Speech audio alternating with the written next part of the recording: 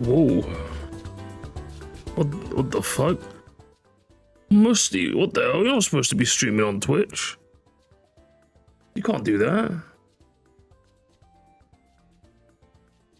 Megaman is real, okay? Is real. We're getting political and Megamanical today. That's what's happening. You guys aren't ready for this. Okay? You guys aren't ready. Oh, don't chat. I'm tired, but I'm always tired. I can't keep saying that every stream, eh? Oh, don't chat. I'm doing fine, I guess. Alright, Linkara. What's up, Mad John? Odd King, what's up? King Luke, Kane, what's up? Squaremore just got back in from work. Squaremore, Home Fairmore. Lippy D, what's up, what's up? Finished my laundry? Did my laundry recently. Expedition 33 is my favorite game ever. I have to play that at some point. 100 the end money for NSO EP. M64, Marker 64. Oh shit, yeah. Crazy. You're crazy. It's gonna be fun. Got back from school. Today's my birthday. Well, happy birthday. You went to school on your birthday? You know what? I'm telling your mum off you. Can't be going to school on your birthday. Like, that's against the rules, yeah? Like, my mum always let me take the day off. I had I guess you can't. No, like, so, my mum was often like, let me have the day off, or alternatively, like, you can't do this anymore. That's how we know society's gone woke. What I would do is I'd bring in like a cake to school. And so I'm like, obviously, like, I couldn't bring a cake big enough for all 30 students. So I'd bring a cake for us to like have, but then I'd have like, I'd buy cupcakes as well for people doing. All my friends would get the slice of the cake, but then everyone else would have a cupcake. That's what my mum would do, innit? Maybe some crisps as well for feeling fancy, you know? Yeah, like make a party in the classroom. Do you know what I mean? We're allowed to do that if it was your birthday. Like the last half an hour of the school day. If it was your birthday. But like you can't do that anymore because woke. Or more likely it's because allergies and what have you. You know what I mean? The school doesn't want that risk. It's all about risk, and I'm just like, boring. Boring. Nothing new to play. Play, I don't know, Overwatch the stadium mode. I don't know, ever since I got the MVP, I've just, my urge to play Overwatch has completely died. I'm like, oh, well now what? What do you mean now? Now you can play the game, Musty. It's like, no, I don't want to play the game anymore. I just wanted to get the fucking MVP. Because like I finished the stadium challenge and I finished the battle pass. So I'm like, well,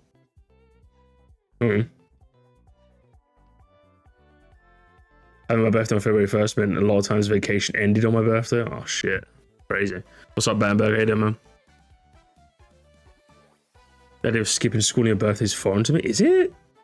Like, my mum let me because it was funny. Springtrap is in Dead by Daylight? Fucking hell, FNAF. FNAF.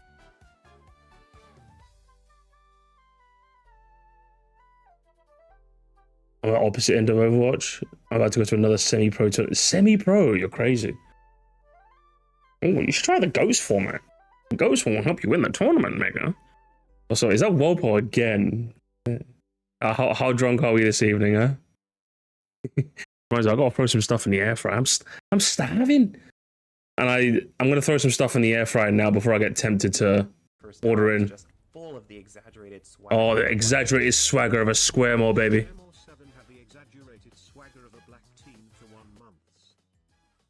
Thank you so much, brother. My fella. Thank you so much, man. The tier 1. My birthday's on America's birthday. Fuck it, is it? Crazy. You think I was wrong? I didn't actually. I'll figure it out after, okay, I promise. I'm sober, dude. 8 level start. Oh, okay, fair. After we get drunk, yeah, what, Paul? You come down to London, we get drunk, yeah? We go on a pub crawl or something. Right, let me quickly throw something in the air fryer, chat, before I forget. Otherwise, I'm gonna order in some food and I can't be spending that money. Ah! Bad for me.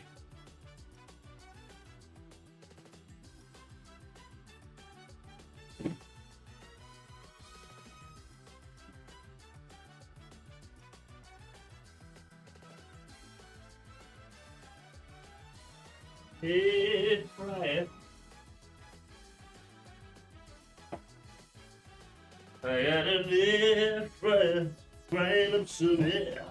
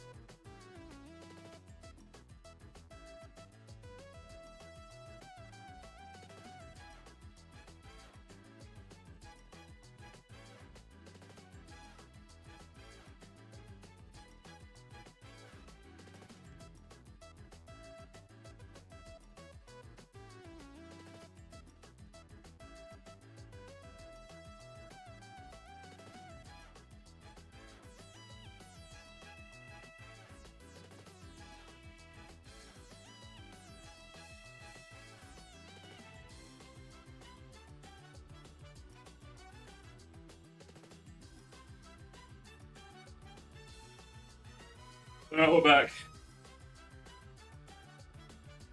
And better than ever. Oh, man. Wait. What games you playing in? Finish Megaman May. Well, we're gonna do 5. Let's see if we can do 5 and 6 today. Then I don't know, not tomorrow. When does May actually end?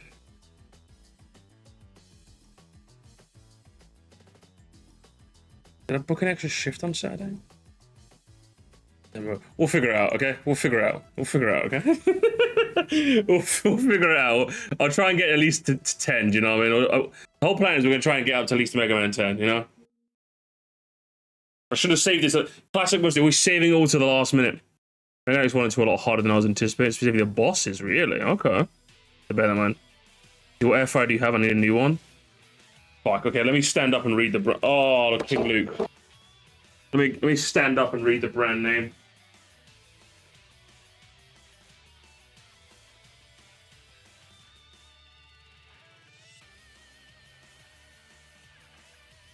I've got the brand is called Kosori. Kosori. A Kosori air fryer. I think it's the same one Ozzy had because I'm just gonna get your one so that I don't feel like I've wasted my money. So that's the one. I think I spent like 90 quid on it. So the advice I was given is don't spend less than like 50 quid on an air fryer because it's probably gonna be a pile of garbage. So I went to get one that was 90 quid. Which I don't fucking know. Look it up, man. What am I, Argos? What am I, fucking CVS? What am I, fucking Costco? What am I, fucking Google? What am I, fucking Chat GPT? Boss at the X Games might be great. I need to try them then. So should we get started, gamers? Go, let's play some Mega Man. I am up a mega in my man right now. Do it. Good spiffy. Thanks, man.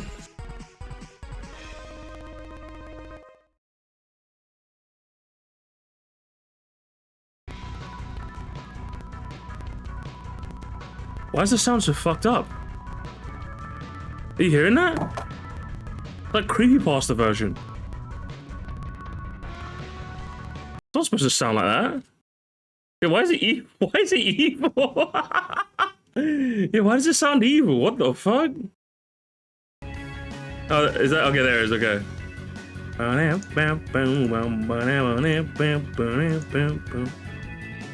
Okay. Can you guys hear it? It should be playing for you, right? The sound?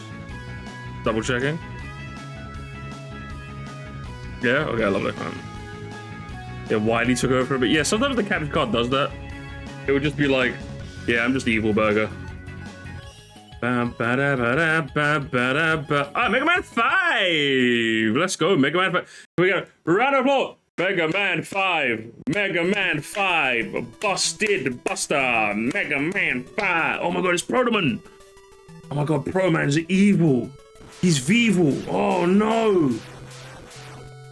A vicious army of robots have been sent out destroying the world. And it's Protoman. Oh, I can't believe Protoman would do this. And behind the destruction is... It's Protoman, not Protoman. That's my brother. My brother. Protoman? There we have it. Mega Man 5. Is this the good one? From what I remember this game being good. From memory, the game's good. Although the issue is the Mega Buster was a bit busted. The weapons you get are kind of naff. But the bosses were fun. And the overall the games were good.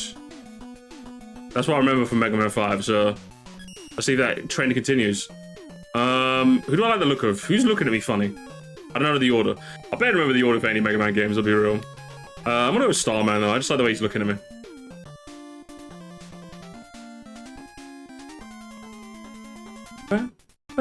Let's go. Fancy getting spacey with it. Oh my god, we're in an asteroid field. Can you believe this shit?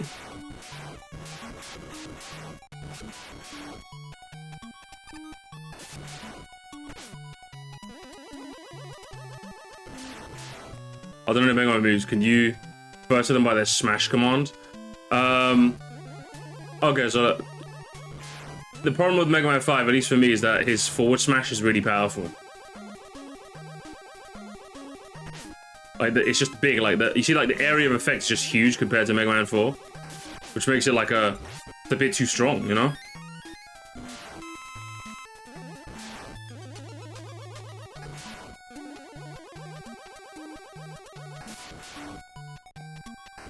I like how it is.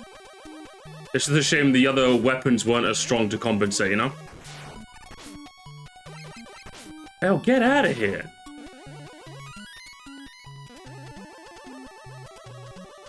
You lose it if you get hit in this game? Oh, do you? I actually didn't know that.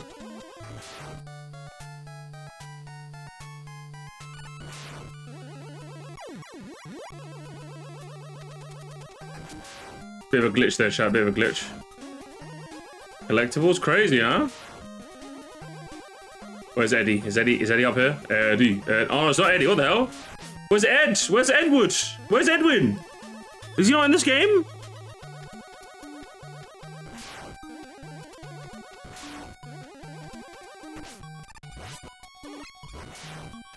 I miss Edwin already.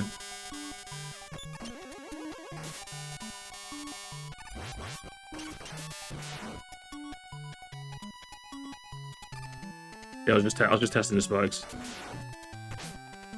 Yeah, how many days until the Switch 2 now, guys? I'm losing track. Fuck my life. How many of yous? Get out of there. You press the stop. Oh, my bad. Sorry about that. I didn't realize I was on screen.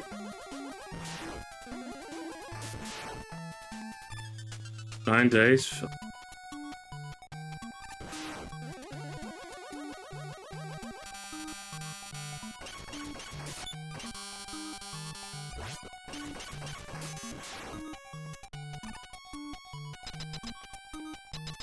That level's alright. Yeah, it does not feel like it's coming out, does it? Alright, Starman, how tough are you? Welcome to the Starman level. Oh shit, oh, he's quick.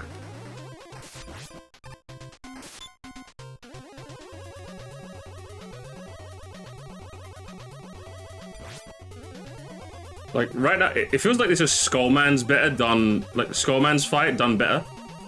If you ask me. Like, the whole concept. I mean, Skullman's fight was alright, it's just he didn't use his shield enough. This is good use of, like, the shield, you know?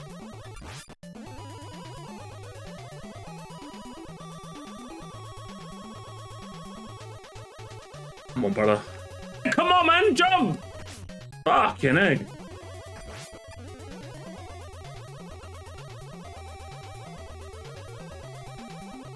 Do the thing! There we go. I think one more hit and I'm dead. I want to try and see if I can win the fight now. Come on, you bastard. Do the thing! Do the thing! Oh, my mom if you don't do the thing. Does he have to, like, corner me? I think he has to corner me, okay. Come on! Didn't even need a full health bar, bro. That was a good fight. Not the most tough, but I liked it, conceptually. Oops. What's up, Slayer Star? I'm just clearing some backlog in the meantime. Yeah, I'm just clearing the backlog, am I right? I saw an interesting... What was it? I saw a video where I was like...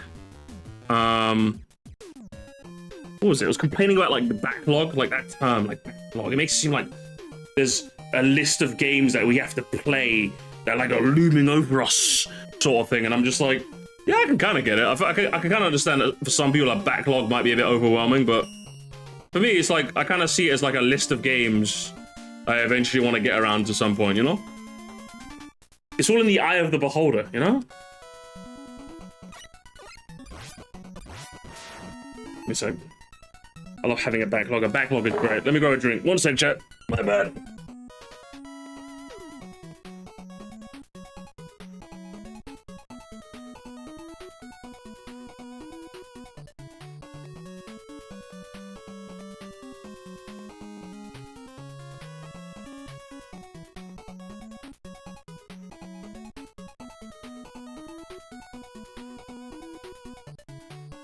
Check on the food as well while I was there. Where's my headphones? Where's my megaphones?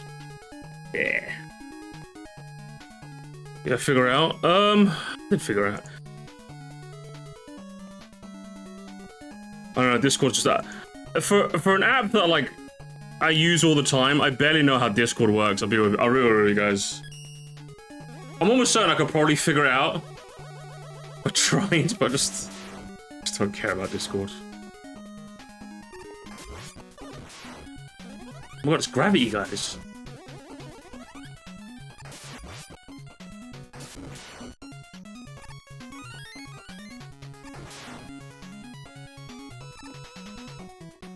Ooh, life?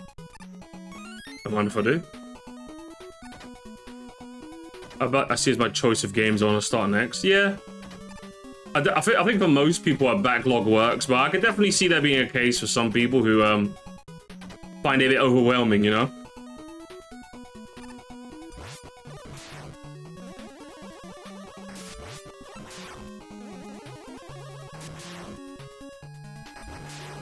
It almost makes you wonder, right, chat? Like, before gravity was discovered, were we just, like, floating? If so, I kind of want to go back to that, man. That seems like it'd be kind of fun. How many lives? Bro, I got 7 lives, bro. 7 lives in hand. Blah, blah, blah, Megaman, man.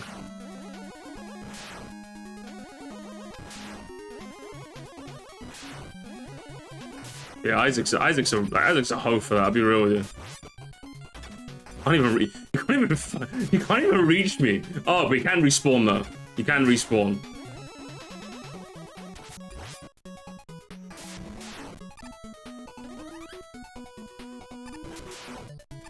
Oh, there's the M. Off. Where's Rush? Rush. Help a brother out. Oh, is that how he works in this game? Bro, they really made him feel quirky in this game. S arrow? Does it do damage? It reminds me of the Mega Man 1 power-up.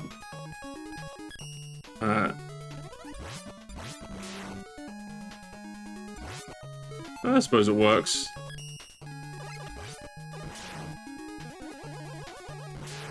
Yep, that's Mega Man's up B. Certainly is. Oh, fuck, no, I missed my chance to get...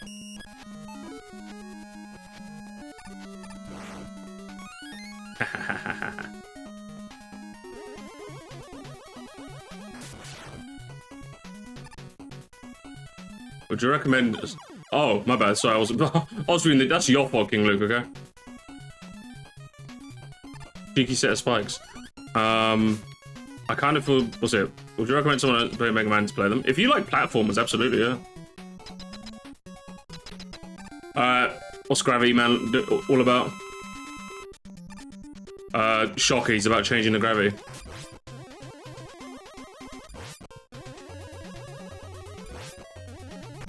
Oh, okay.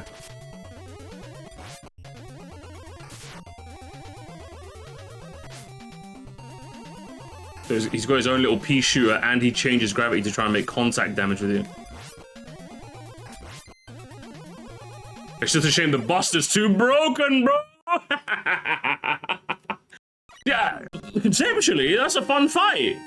Against the Buster makes it busted, bro. I don't even need to sweat against these guys, which I suppose is better than some of the BS from Mega Man, like, 1s to 3, I suppose. Spinning Mega Man as well, shit, I didn't even notice that. The Buster's his weakness. Oh, is it really? Is he the first one you're supposed to fight? Shit. Let's play Charge Man. Either way, he's looking at me. Looking at me funny. It's like a steam train, isn't he? Did he buy too many games? Now he has to play them all. Yeah, if you're a bit of a platformer guy, yeah, definitely. Skip Mega Man 1, though. You can come back to that later if you really fancy, but just skip it for now. It'll make you hate the series.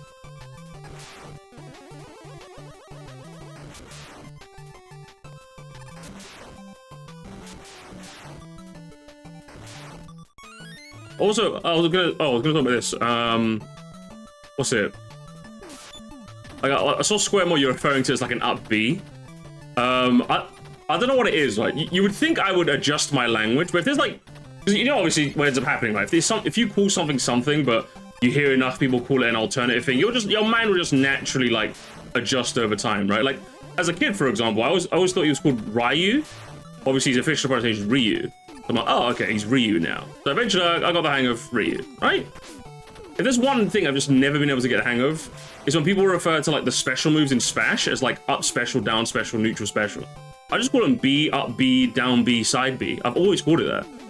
But, like, it seems like every Smash video I've ever watched just refers to them as like the special moves, you know what I mean?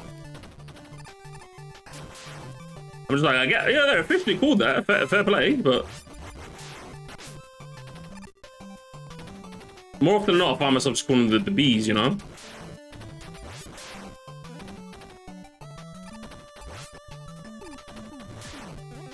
Sorry, what's up, JD? Yeah, it's like one piece of like video game terminology I've just never... Can you... I've just... Bust their ass. I suppose it's kind of nice that they teach you that you can use the Buster to hit low enemies that you probably wouldn't have been able to reach otherwise. Quite nice. If I've just followed, thank you. Hang on, who was it? Islander Isaac. Mr. Isaac. Lovely of you to join us. Oh my god, there's the A! Gamers, there's the A!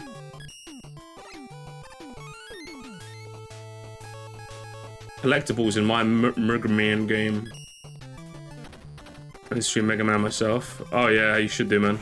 Kind of cool. Played the Wowie Wars trilogy? What, the Wowie Wars?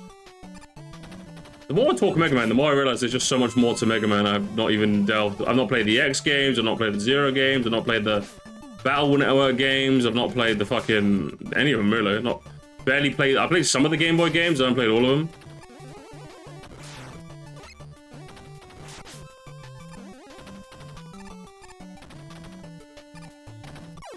Oh, is it 1, 2, 3? Oh, okay, my bad. I thought it was like a. I thought it was like a different Mega Man thing, you know.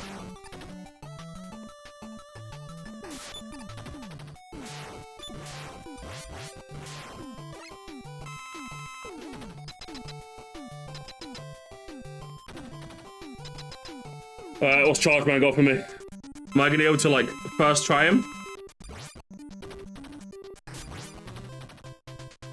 Shit, what the fuck? Is he just walking at me?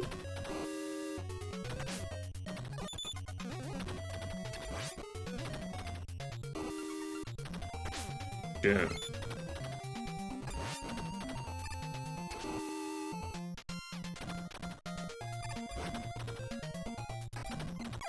Oh, this guy's... He's a little tricky. He's a little tricky, isn't he?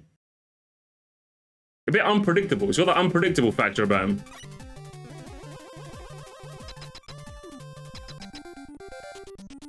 I think I'll go him this time.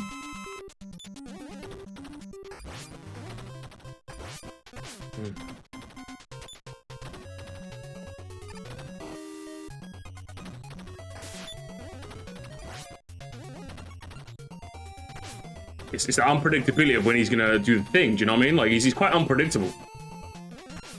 He keeps tricking me, I keep losing the 50-50. It's like Shadow Man, but not nearly as frustrating.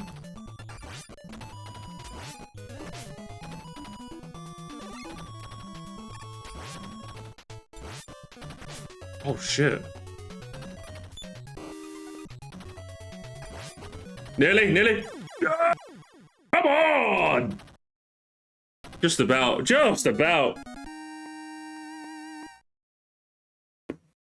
The toughest fight, but conceptually not the most interesting. In the sense that it felt like a lot of the fight was kind of just, is he gonna decide to run, do you know what I mean? Which makes for a thrilling fight, sure, but like not necessarily a fair one, I would say. I don't know. I thought the other two fights I've done are more fun conceptually, it's just they were much more easier, you know? Maybe not as thrilling. Who's next? I'll fight the End Man. Napalm. I like he charge around annoying. Some he just runs at, you know, as he goes at the same speed, the exact same direction. Yeah, I could definitely see it being annoying, 100%. He's got that unpredictability about him, which makes for a thrilling fight, I would say, but not necessarily a fair fight. I think that's like another interesting like avenue when I'm gonna rank the games, is that like there's fights that are thrilling and there's fights that are fair, and then the best fights are obviously the ones that do the best combination of both. But, like, there are some where like I find them thrilling to play against, even though they're a bit unfair. I just like the guess what I'm gonna do, motherfucker, and try and react sort of, you know, thing, you know what I mean? And while it might not be like good design maybe on an objective front, there's still something about that I really enjoy. Like obviously when it goes bad is like Shadow Man, you know what I mean? Like, that's when like this sort of like mindset is to its worst degree. I would say to some degree Airman as well, because like there's that and he can do, which is basically frame perfect, which is really annoying.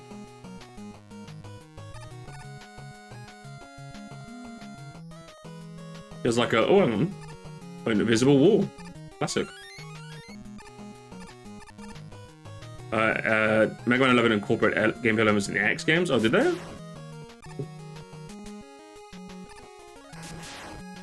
I'll be excited to give it a try then.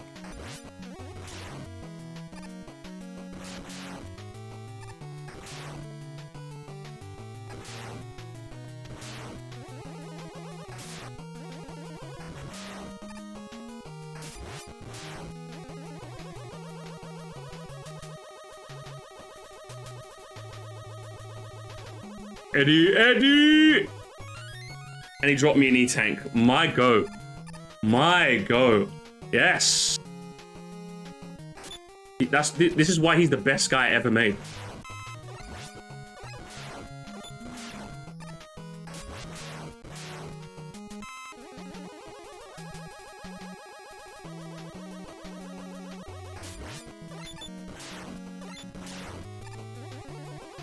N! There's the N!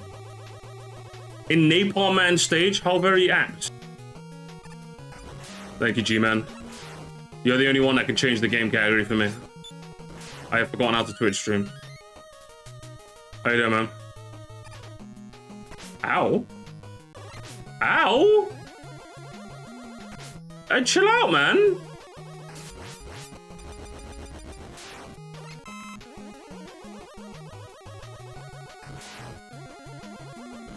Hey, good grief. Get me out of here.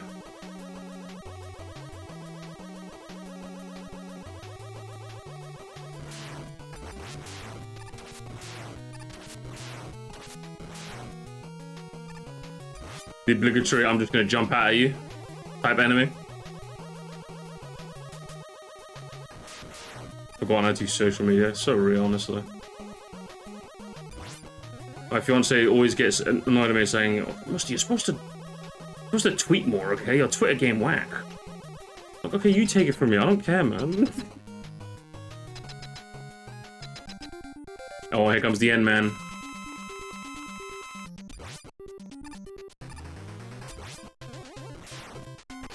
Ow.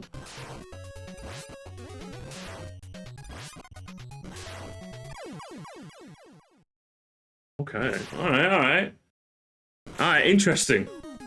I work today, I have my last day of work tomorrow. Alright, gaming season's nearly there, huh? Are there tanks in the background? I'm guessing he's Napalm Man, like, as in, I'm guessing it's like kind of a reference to the, you know, Vietnam War, I'm guessing. So it's kind of like a war robot. Like, napalm was like predominantly used in like, Vietnam War type beat. That's why it's kind of like, that's why the aesthetic of the stage was like kind of jungly, you know? Yeah, I couldn't escape that.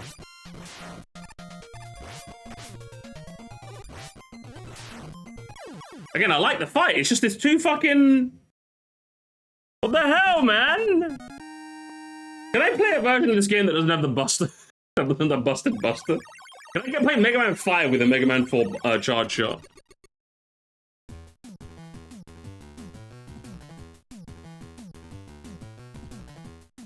You got the napalm bomb. I get to drop M-bombs now, chat. It's gonna be great. And before you say, oh, Musty, typical Musty, always making a race joke out of everything, the game calls it N-bombs. I'm not joking, I'll show you in a second. Like right there. N-bomb. Literally dropping M-bombs.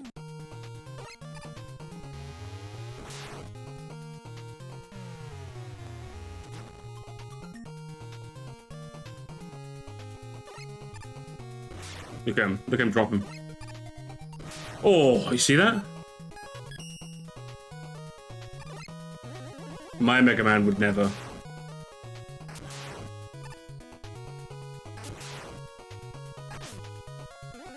Mega Man be like, may I please have a water?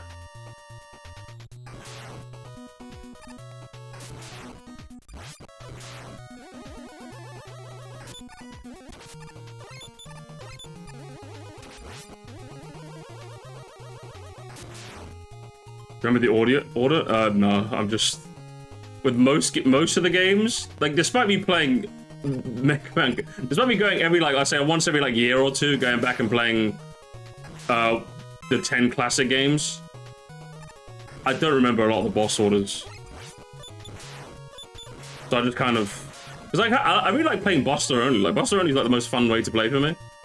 So I typically don't cycle weapons. Even though, again, I like the weapon cycling aspect of Mega Man. You know, but... I just don't typically use them. I don't know, man. Am I weird for that? Am I so weird for that? Am I so quirky for that?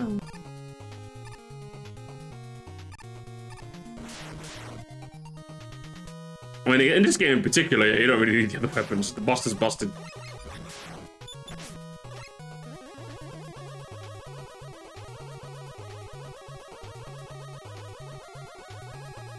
Like, if I'm having a, like... When I used to play these games, like, pre-Legacy Collection, where I could just cheekily use a rewind. Like, yeah, if a boss was annoying me, I'd just, like, fucking use his weakness. But other than that, I just go Buster. Ow? Buster only. I usually use the weaknesses in, like, you know, the boss rush on the Wily Stage 4. That's usually when I use the weaknesses.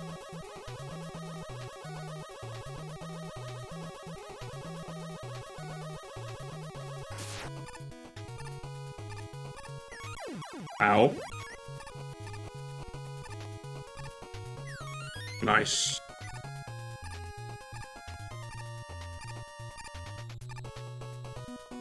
I would start with Guts, man, so I can get the Magnet Beam. Yeah, I don't blame you. Makes the most sense. I usually start with Cut Man because he's usually the easiest to kill.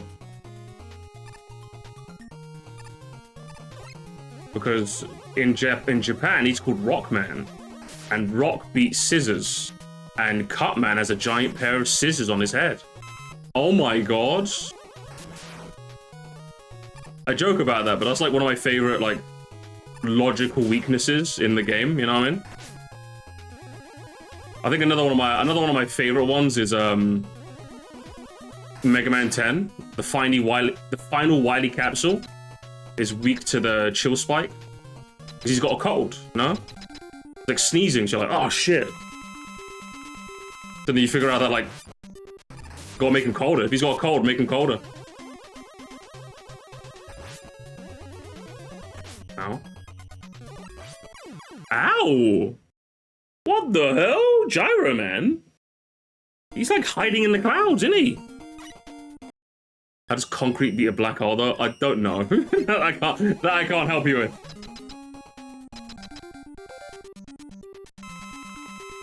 What's up, Sabretooth?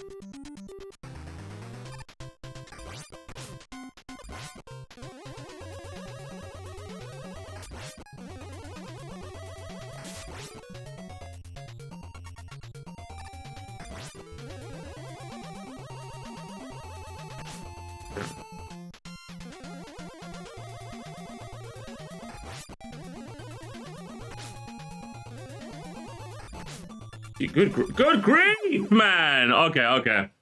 All right, Mega. I'm on autopilot. Let me concentrate.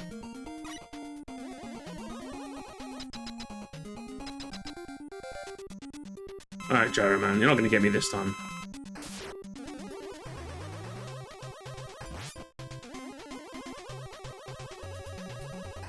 Oh, fuck.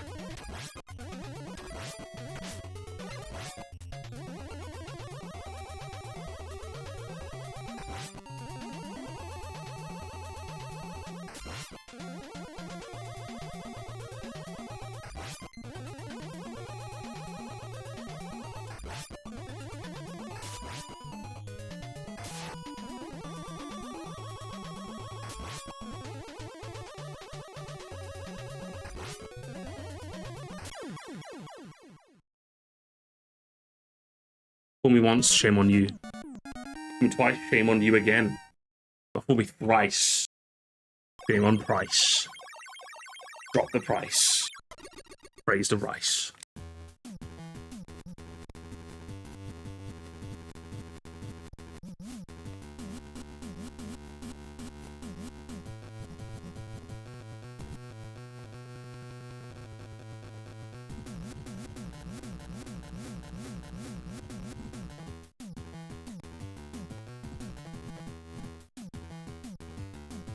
You got a gyro attack and a rush jet, both? YTP type shit, a little bit. I'm gonna go grab my food. Hang on, who should we fight against next, though? Crystal Man? I'm fucking with you, Crystal Man. Are you trying to give me those crystals, bro? Trying to give me those crystals, man? Ow! Okay, don't drop the microphone, Musty. Sorry about that, chat. This whole game. No, we still got Dr. Wowie. This game is a fake out, right? So we got fake out castle, then Wowie castle. So it's Protoman, yeah. It'll be Protoman's castle, and then oh, it wasn't Protoman. It was me all along, Dr. Wowie. Opinions on this game in comparison to 4. I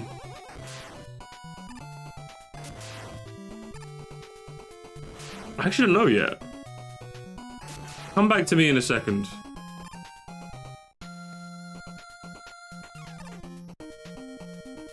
It's like the bosses in this game. The bosses in this game feel more fair. Okay, I'll tank the death. The bosses in this game feel more fair, but again, I'm a bit of a thrill seeker. I don't know what to say.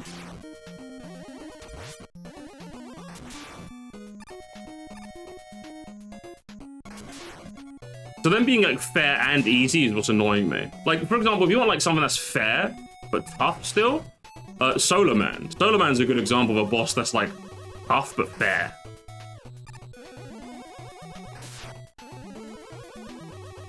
I feel something that's like thrilling, but also kind of fair. I would unironically say Quickman.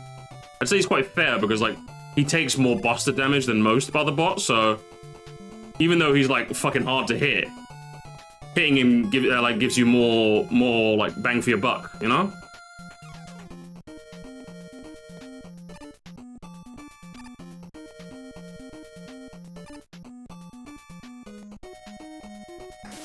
Eddie! Way!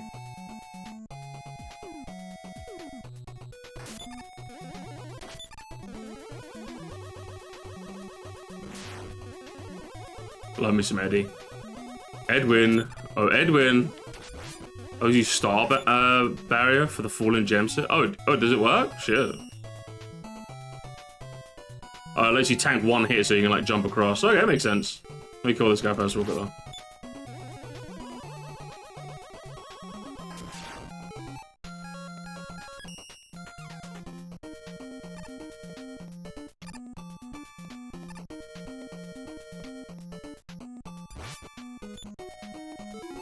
It's a shame it doesn't really do too much damage though. Like, I feel like the star barrier should do more damage.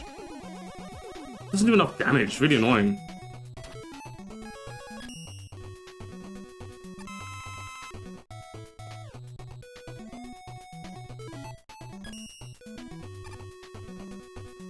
Yeah, they really like that spinning Megaman, don't they? Snake Man's one of my favorite. Yeah, Snake Man's another good example of like he can be a little bit beat. I don't know. Like I feel like there's like the four marks of a Mega Man boss, right? It's fair, thrilling, easy, hard, right? I feel like you want to like hit at least 2 out of like if you're gonna be easy, at least be thrilling. Like with Quickman, right? I think you could probably buster any Quickman, but like he's a thrilling fight. Like if you let him get in your head, like you lose. You know what I mean? But, like you can beat that fight buster only. And even if worst case scenario, you can always like time stop half his health, you know?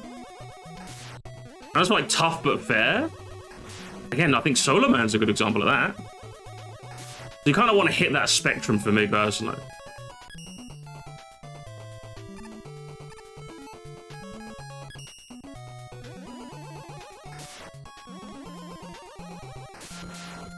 Ringman? Yeah, Ringman was good. I liked Ringman. Ringman was fair, but decently tough. Like, it feels like if you don't, get your bearings right, then he can, like, cause you some trouble. I think Waveman, not Waveman. Oh, I missed it. I missed the V. Who's the one that shot the missiles? Dive Man? Plugman's probably the exact that. Very tough buster only, but still fair. Yeah, I think Plugman's a good example.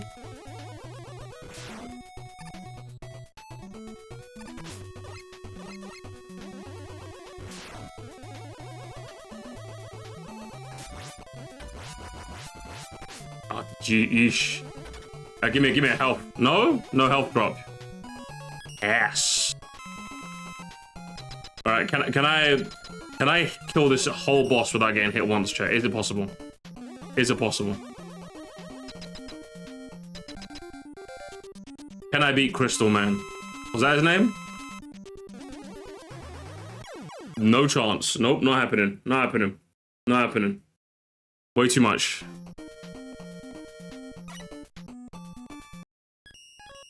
Brimble Man.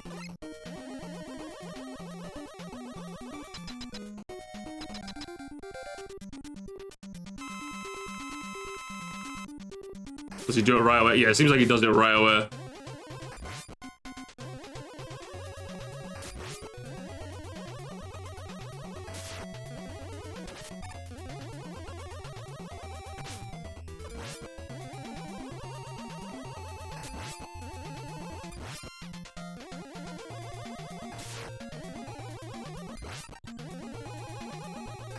Is he ever gonna do the big shot again?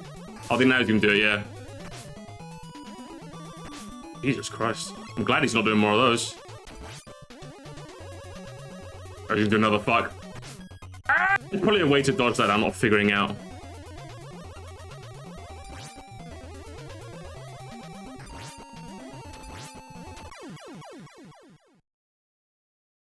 Ironically enough, I feel like the fight would have been more thrilling if he did more of the big shots. It would have forced me to figure out, how do I dodge it? You know? It was alright. I wouldn't say it was mid-stool man like Alfonso did, but he definitely was not beating the I'm just jumping around allegations, you know what I mean? Would have been nice if he varied up his jumps a bit. Let me grab my food. Let me plate my air fried goodness chat. Give me a sec. Who are we going for? Wave man or stone man? I'll let you guys pick.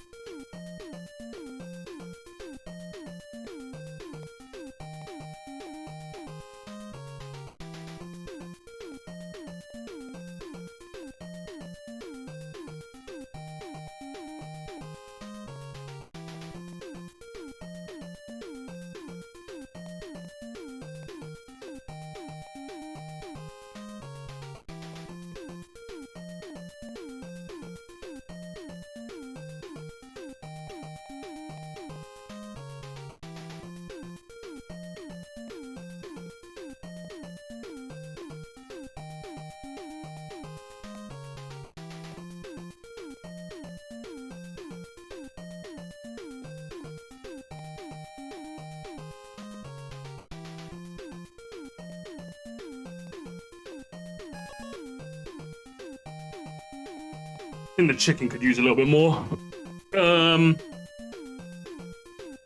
Stone man. Oh, stone man. Get stoned.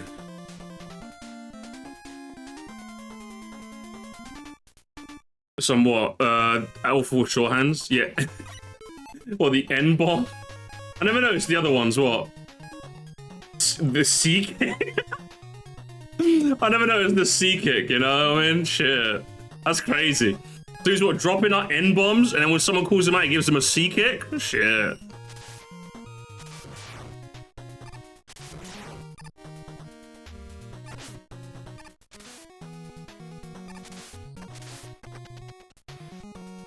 G-hold? Shit. So crazy for that Mega Man.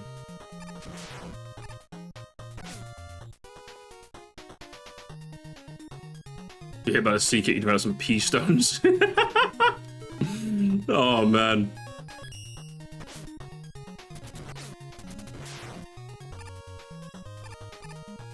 I like the gyro attack. Is that what this one's called? I thought this one's always pretty cool.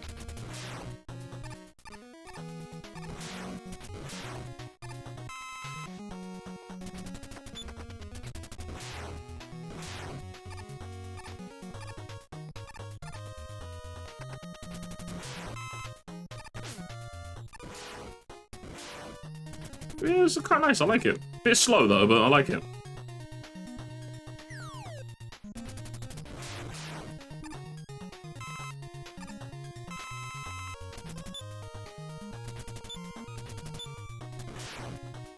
Oh shit! They become mini mats.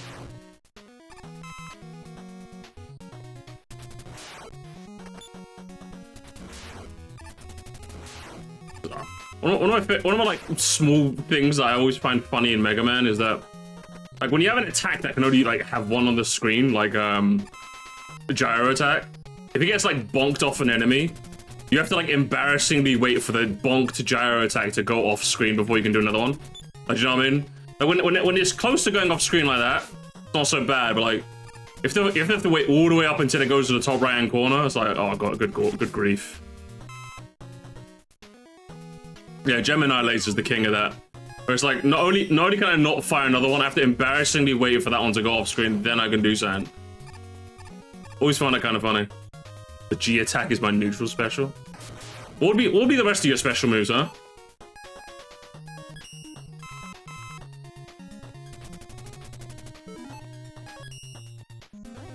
Also lags the shit out of the game.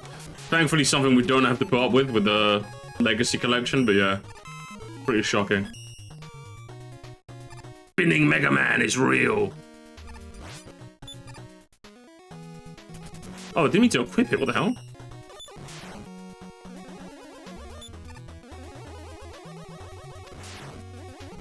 Okay, now I'm meant to equip it.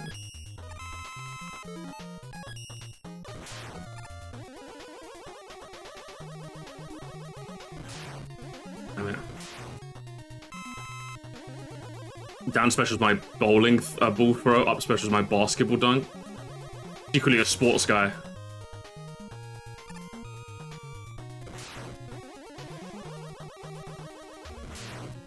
Your final No! No! Your final smash is courtroom trial.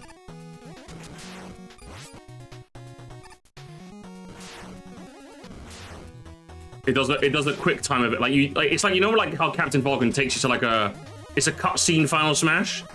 It's like one of those, like you hit someone, objection. If the words hit them, it takes them to a courtroom. And then, am I getting there? Can I charge kick the? Oh, I guess not. Do I drop M-bombs?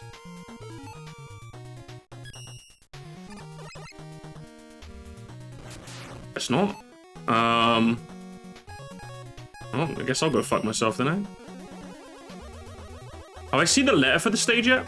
Oh no, what it's gonna be is that like it's a Phoenix Wright thing, except it's like a quick time event, you know what I mean? Like you have to, like some text boxes come up with like events that have happened in the game and you have to record them to the judge accurately, and if you do, then you get the guilty plea and then they take a massive chunk of damage or die instantly.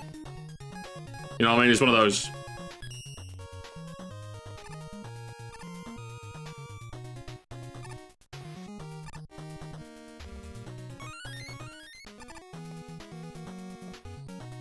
I think you missed it. Oh, did I? Well, where is it? Oh no! I don't want to miss the. I've only got 2 left to find. I don't want to miss them now. I was gonna smash my Dumby when he's sitting my fat ass down. I literally having sandwich, sneezing from allergies, and dropping something away from. Oh, a joke character if I've ever seen it. Oh, I can go back. Oh, neat. Yeah, where is it? Where's the letter? Someone look up the letter for me. Is it the G or the E? We need to spell out Meg. We're missing the Meg part in our Megaman.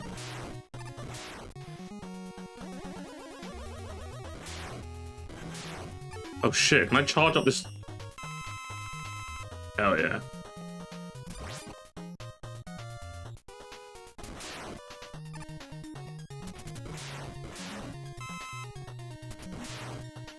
Life! Give me the life!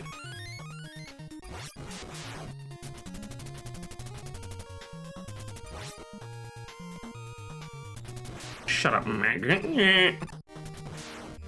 Family Guy, am I right, guys? Family Guy funny moments. My favorite things ever made. Oh, look at those jumps. Yumping Yiminy. Alright, where am I going? Where am I going? Wahoo Adventure, where am I going? I'm just following your lead. Where am I going? Is it in this room? Imagine me yapping about RPGs for 2 hours. And is it in this room? Okay. What am I using to break the walls? The N-bomb? How did I figure this out the first time?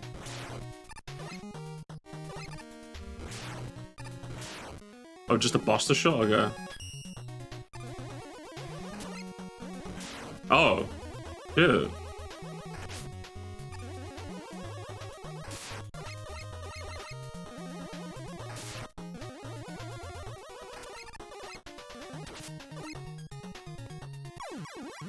Go down there.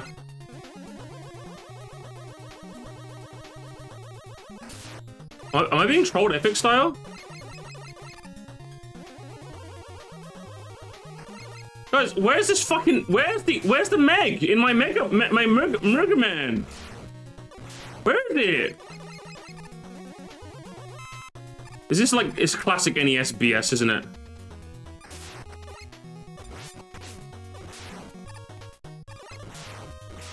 I love video games.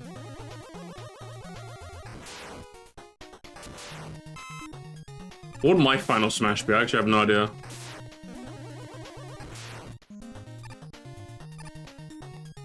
I can't even go further back, that's it. Am I cooked?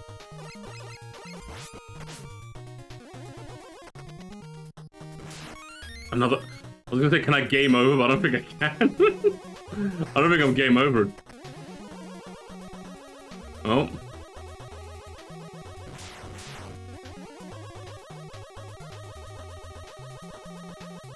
I guess I'm not getting... Well, I really want beat though. I need it. I'm gonna have to play... We have to replay this level and find it.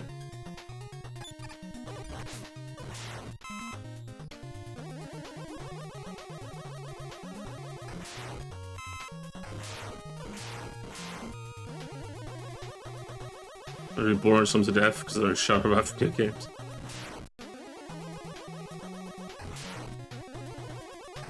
My final smash would be kicking him out it would be literally me kicking him out the pub for being too drunk.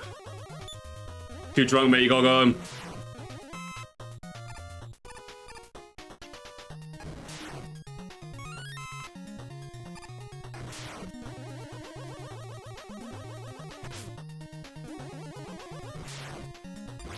Is it one of these ones, maybe?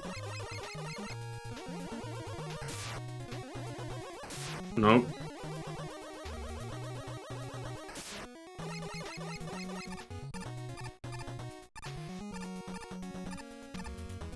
Can I? No? Okay, hold on. Let's continue from where we left off, shall we? Asking people where their joy and whimsy's gone. I'm sentencing them to an hour. I would be the judge in G-Man's Final Smash. It'd be me. I was the judge all along.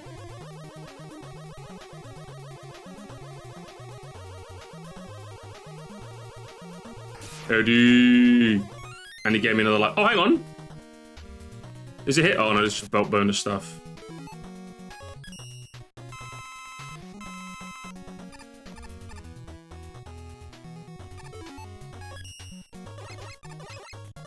Is there any more hidden walls? No? We're wearing a powdered wig? Nah, you wouldn't catch me in one of those. Could never be me.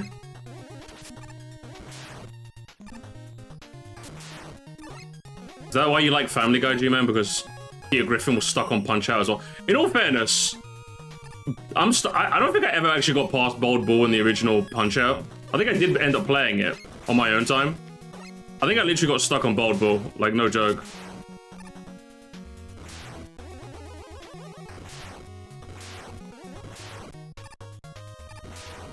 Pranked? Oh yeah, I must have got pranked, eh? Listen, Stone Man, that chicken is smelling lovely. I need to eat it. I'm starving.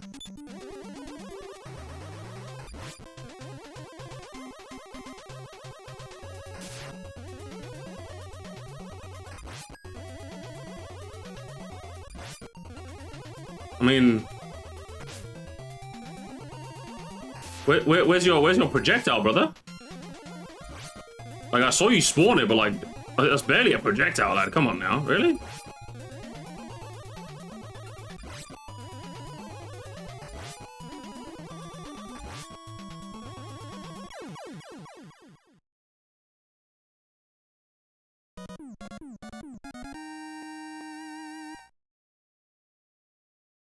Can't be doing that, mate. Can't be doing that.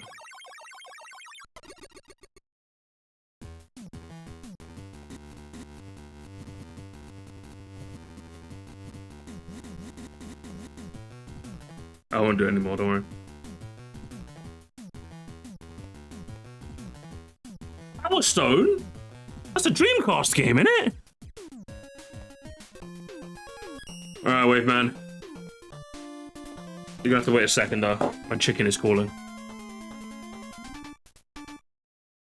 Oh, he's got a trident arm? That's not cool.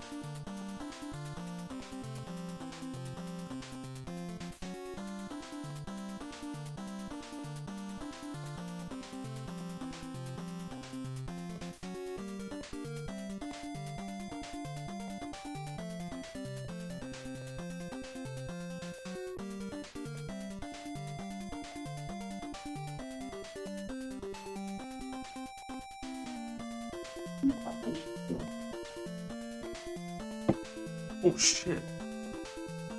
I really tripped and fucking dropped my food. What a nightmare that would have been. Good lord.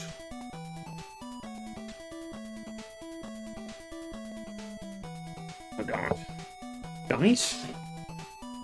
Is Megaman music better than Lil Nas X? Sources say he might be. Alright, is there anything we can watch in the meantime? Anything at all? Is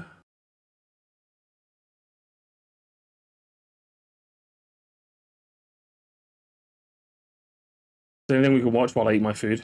Obviously, you know, if I've got a plate of food, I can't let this plate of food go to waste without a good YouTube video, you know what I mean? Let's see if we got anything.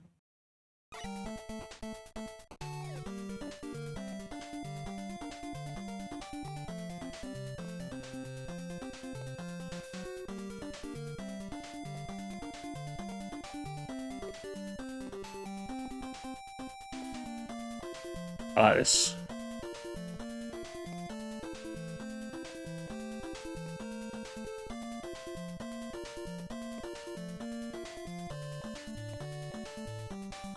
What's this? If every single... Yeah, no, I'm okay, thank you.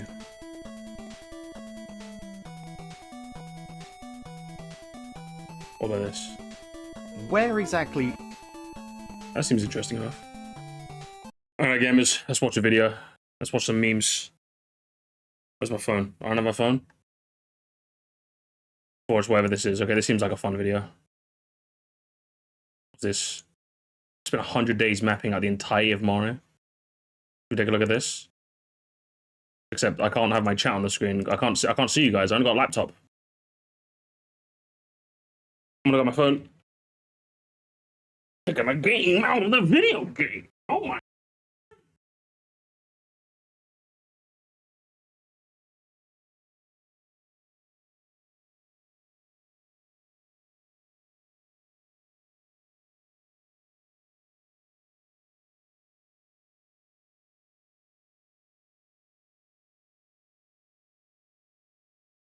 Alright, let me get you guys on my phone. I got chat on my phone, okay? Oh, there you are. Say hello to yourselves, chat. And I get off my screen. What's all this dinner? Why is it 100 days? I don't know why it's 100 days, so I'll be honest with you. But let's see what this is all about. is Mario Land? Can you guys hear it, You know, Mario's private island. You know what I'm talking about, right? Yeah. And what about the Baseball Kingdom? Remember that one? No. How did Yoshi's Island go from this to this? And also, where on earth is Diamond City?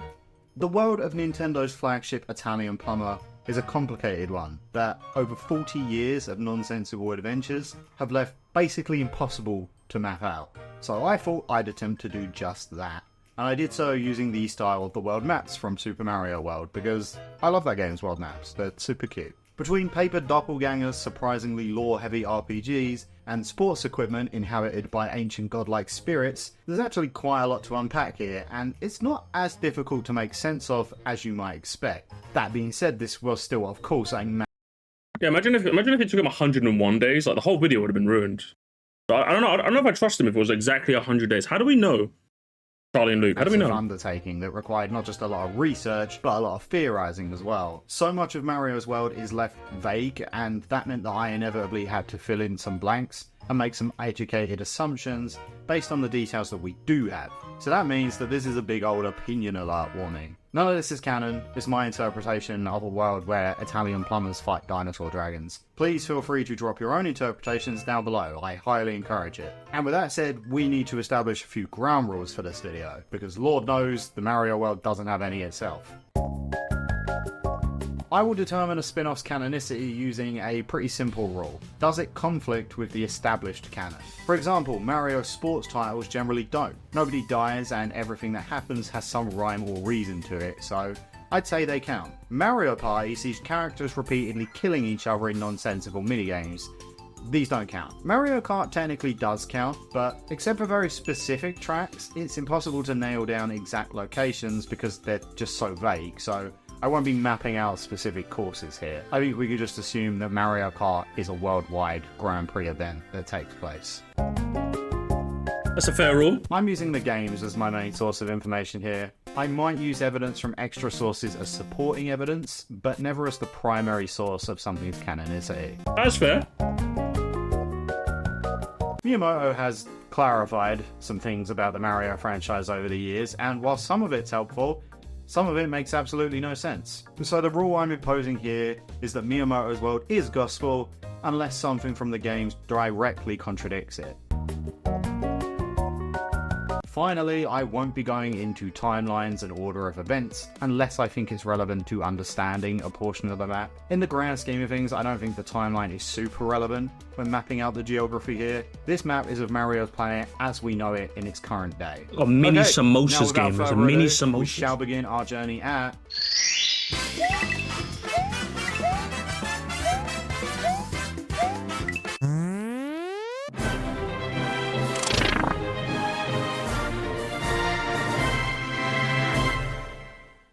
One kingdom that needs absolutely no introduction is the Mushroom Kingdom. Super Mario Odyssey shows us that the kingdom is shaped like an actual mushroom, though given it's the primary setting of the entire series and is one that the majority of the games take place in, it's safe to assume the Mushroom Kingdom is actually much larger than depicted in this game and contains a lot of biomes. Mushroom plains, snowfields, deserts, deep jungles, poison swamps, and mountainous mining regions are all commonplace here, and highly likely much more spread out than I've condensed them into this map, i.e. there's probably multiple of each and not just big globs like you can see here. Side note, there's also this nearby island called the Baseball Kingdom I mentioned earlier, at least I assume it's nearby. Peach has this island built specifically for her and her friends to hold a baseball tournament in, so I doubt she'd do it too far offshore, and Bowser is able to reach the island pretty easily, so it must be within reach of him. I'm also pretty confident that Bowser resides in the Mushroom Kingdom, by the way. It's just so huge that there is considerable distance between his domain, the Darkland, and Peach's castle. Speaking of, the only game that refers to this area as the Darkland is Mario 3, and that game is confirmed to be a stage play. There's a lot of evidence for this, such as the way the game looks, and Miyamoto confirming it himself. So with that said, we don't know for sure that all of these places actually exist, but the Mario movie also refers to the Darkland as a real place that Bowser rules over. Your brother has landed in the Darklands. They're under Bowser's control. I think we can assume that the one in Mario 3 is at least based on a real location. I suspect this is also near where most of the Luigi's Mansions titles take place, as the way it's depicted is pretty similar, with dead dark trees everywhere. And it makes sense to me that dark magic being performed by the Koopa race would slowly seep out into the nearby lands. The Mario Strikers charge pitch Thunder Island also likely exists near here. Most of that game takes place in the Mushroom Kingdom, so I don't think this would be too far away, and given its theming, is probably pretty close to the Darkland. As for the inhabitants of the Mushroom Kingdom, of course the majority of them are toads, ruled over by Princess Peach. I think the sheer size of the Mushroom Kingdom is probably why we see toads in other adventures throughout the planet. It makes sense that being the dominant population of the planet, you'd see more of them having moved and settled in other kingdoms as well. The other dominant species here is the Koopas, of course. The kingdom is almost constantly in a state of never-ending war between these two. There are forts and castles absolutely everywhere in the Mushroom Kingdom, and Bowser is forever trying to wrestle control of them from Well, that was a Peach, lovely dinner which he game. normally does, but never for too long. Peach and the Toads are undoubtedly the ones in power here, but it's definitely not a stable rule. With dark magic and the ability to resurrect the dead on their side, the next Koopa army attack is never too far away. And you know what else isn't too far away? The bean is my childhood.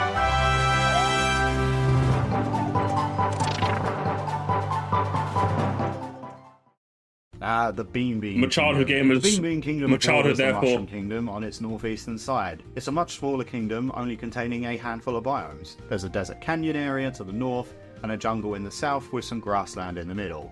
Though much of this has been pedestrianised and turned into a castle town by the Beanish, the dominant species here. The kingdom is ruled over by Queen Bean and her son Prince Peasley. The Beanish seem to be much more My traditional father! and valiant people than the Toads. My mother, They have actually. a number of blockades set up throughout their small kingdom, and the Bean Bean troops are all fully armoured and armed. Oh, there's even border control here. Getting it in requires a trip through the Stardust Fields, and a game of jump rope with the Border Bros. Better than a toll booth, I guess. There are other inhabitants here, such as the Hooligan, the Karako, the Lagoon Dwellers, and Winkles. The kingdom was once inhabited by the ancient Soybean civilization, who had the ability to fly, dig underground, and run really, really fast. One Beanish, bunch known of as soy Bubbles, boys. spent 1,000 You know, my childhood years is washed, breeding you're in right. Chocola Reserve, meaning that the Beanish obviously lived for quite a long time. It's possible this long lifespan is the reason that they are so reserved and traditional in their ways. But the Bean Kingdom isn't the only place with a lot of ancient history. Sarasaland.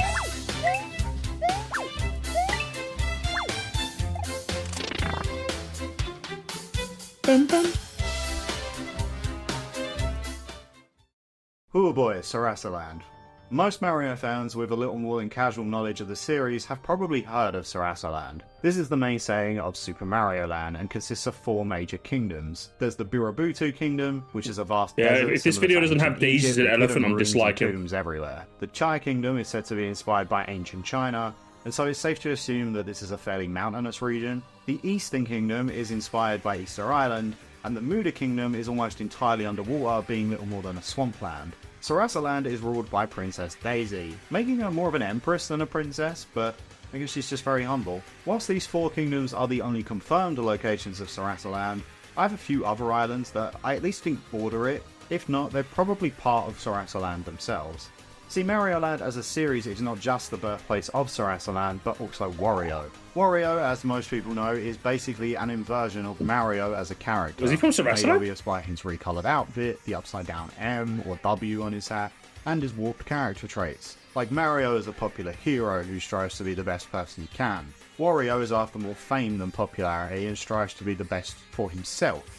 Rich and well taken care of. Waluigi would soon join Wario as an inversion of Luigi, again using those same conditions. Whilst Luigi is an anxious and nervous character, Waluigi is sneaky and underhanded. He's all of Luigi's cowardice amplified. Anyway, there was originally a concept for like a kind of Wapeach, and this got scrapped, I think because we already have a Wapeach. Because what do you get when you flip a P upside down? Oh That's my right, god! a lowercase d. Daisy also has the recolored outfit convention and the warped personality. Daisy certainly isn't a crook or a cheat like Wario and Waluigi, so she's not a negative version of Peach really, but she definitely possesses traits that would have been seen as unladylike, which is basically just Boomer for saying she's kind of a badass. She is frequently shown to be a very rough and tough character who displays a ton of attitude. Mario Strikers Charged highlights the extremes of her and Peach's differing personalities best in my opinion. Peach definitely acts less composed than usual in this game, but her posing is still very effeminate. She weighs... If I could be honest, I didn't notice that neither. I actually noticed that neither, so... We're one of the same, John. Blows kisses like Rory would when she wins, whilst losing results in a bit of a spoiled temper tantrum. Daisy doesn't get sad when she loses, she gets angry. So much so that her team cowers in fear of it. And when she wins, she doesn't really pose at all, unless it's to emphasize to everyone just how hot she's feeling right now. In Mario Party 3, she even flirts with the Millennium Star in an attempt to get what she wants before knocking the life out of Bowser. Maybe there's a reason he doesn't ever try to take over Sarasaland.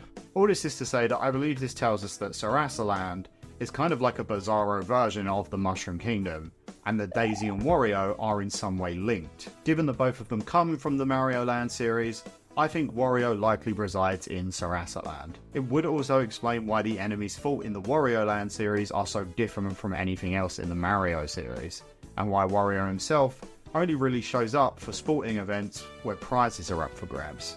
I also think this makes so much more sense thematically because it means Kitchen Island, for example, would be right at home here. Kitchen Island is the setting of Wario Land, where Wario attempts to steal a giant statue of Peach from a band of pirates led by Captain Syrup, so that he himself can hold the statue ransom. In a land where their Mario equivalent is a greedy Tomb Raider, of course pirates and bandits are commonplace. But after plundering for treasure repeatedly, results in karma coming back to bite him in the arse, Wario eventually turns to game development with the WarioWare series. Given the distinct cast of character in these games, I think this is like what a life he lived, right? He went from villain to treasure hunter to fucking game dev. What a life, huh? What a life you lead, Wario. You're a crazy man. Still, with Diamond City being built up from Wario himself using his legitimately acquired wealth. Diamond City visibly looks to be on an island, and in WarioWare DIY, we see Diamond Island, which seems to house similar WarioWare production facilities. So, despite the smaller scale, I think Diamond City is likely on Diamond Island, with a Lucker Island, a location from WarioWare Get It Together, a little further down, closer to the Eastern Kingdom, which makes perfect sense thematically, and curiously acts as the intro to Orblon's stage. Perhaps another hint that WarioWare does take place in Sarasaland, given that aliens were the antagonistic force of Mario Land. I also put Cares Away Island a little further out. I don't think Wario and his team would travel a super long way for a vacation, and it does have a similar aesthetic to the rest of Sarasaland, so this just kind of makes sense to me. What doesn't make sense is that Mario owns a fucking island. Yeah, it's like never grow up again either. He just has one. The plot of Super Mario Land 2 sees Wario hijacking Mario's private island, Mario Land. He does this whilst Mario is in Sarasaland saving Daisy in the first game. Again, I think this also just adds to the fact that it makes sense for Wario to be from Sarasaland. He'd know that Mario was in town and take that opportunity to strike. We also have to assume that Mario Land is pretty close to Sarasaland if Wario had time to hijack it and redecorate whilst Mario was off on his adventure there. But it's also got to be pretty close to the Mushroom Kingdom, since it's presumably Peach who awards Mario this island for his heroics, and it'd be a real dick move to give him an island that's half a world away. I think my placement here makes the most sense. Sarasaland is likely to the east, given its biomes and settings, and the fact there's a whole kingdom called the Eastern Kingdom. So having Mario Land be a central point between that and the Mushroom Kingdom, which would therefore be more western, makes sense to me. This would also explain why Daisy only visits the Mushroom Kingdom for events like Wario does, and never tags along for main adventures. It's just kinda too far for her to travel, although she did tag along for one of them. Flower Kingdom.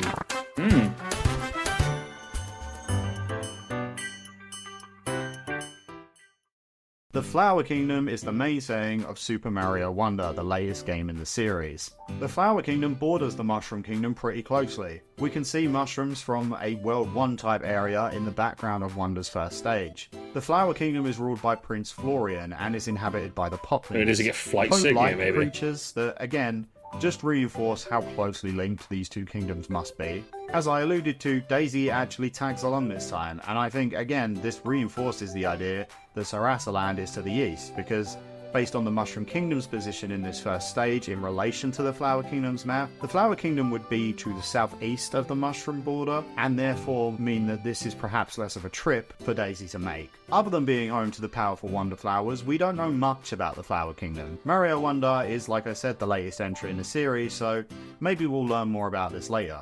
Now, if only there was a less dangerous holiday destination we could visit.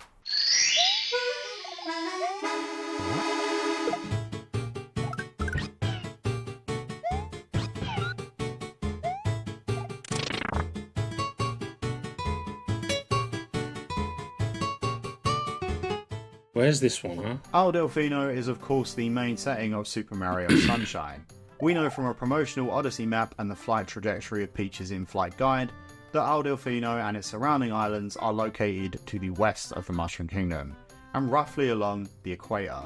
This also influenced the positioning of the Darkland in the Mushroom Kingdom, since Bowser presumably had to be able to not only get here before Mario did, but also without them noticing, and that's easier for him to do if he doesn't have to fly past Peach's castle. Delfino Isle is home to the Piantas and the Noki. Yeah, I like the editors as well. The editors are reside nice. in Noki Bay beneath the main island, whilst the Piantas are absolutely everywhere. The fact that they also appear in several other locations across the planet whilst the Noki don't, might indicate that the Piantas somewhat colonized the island, honestly, which is kind of wild to think about. They're generally quite judgmental people and are quick to paint Mario as guilty, throwing him in jail when the game begins, whilst the Noki are timid and more trusting in nature, being much nicer. Would you go to Isle Delfino or Flower Kingdom? I don't know, I'd like to meet some talking flowers. But then the sun, the fun in the sun, I don't know. Yeah, it'd probably be Isle Delfino. Yeah, beach episode, you know? Mario, and seem to be kind of aware that he's not the imposter that's running around. Imposter? The Piantas also clearly have established trade routes and entertainment facilities on the island, meaning that they might have basically commandeered the place and turned it into a tourist attraction. Something to think about.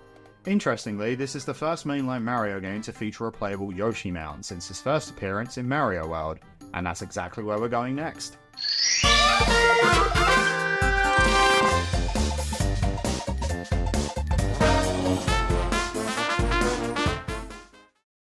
Oh boy, okay, this one's kind of complicated. In Super Mario World, we Because see if anything, like, what's it? This is Dinosaur Land. But Yoshi's Island is Yoshi's Island. I think that's the difference, right? I think they refer to this as Dinosaur Land.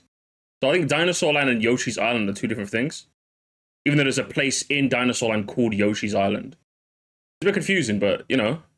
Island is I this think it very works. small landmass that is part of a bigger stretch of islands referred to as Dinosaur Land. Yeah. This is kind of weird because in the Yoshi's Island series, which takes place when Mario was a baby, the island seems much bigger. It's close to the sea level and it contains a lot of different biomes. Now this is pretty speculative, but my theory is that due to natural erosion, several attacks from Bowser over the years, and I assume a lot of heavy earth-shattering movement from the sort of creatures you expect to find from somewhere called Dinosaur Land, the Yoshi's Island from the past slowly broke apart, and only that original piece of land retained the title, whilst the other parts that broke off got new names, collectively becoming Dinosaur Land. Like I said, I don't have much evidence to support this, admittedly, other than the shapes kind of matching here. I think this is just a pretty reasonable explanation for the size differences in my opinion. Egg Island from Yoshi's New Island is a totally new one that floats above the ocean. Again, this could have fallen and become part of what we now call Dinosaur Land, but either way, it's up in the sky, so it doesn't belong on this map. There's also Jewelry Land, the setting of Yoshi Safari. I assume this is either in Dinosaur Land or at least very close to it. The geography there is pretty similar, and guess what? Yoshis live here, so it must be pretty close. And let's dive into that for a second, because the placement of Dinosaur Land on this map was pretty strategic actually. Yoshi, as most Mario fans will know, isn't a character and rather a species of dinosaur that originates from Yoshi's Island. They're found all over Dinosaur Land of course, but they can also be found in a few other places. Jewelry Land of course, so we know Dinosaur Land must exist near that.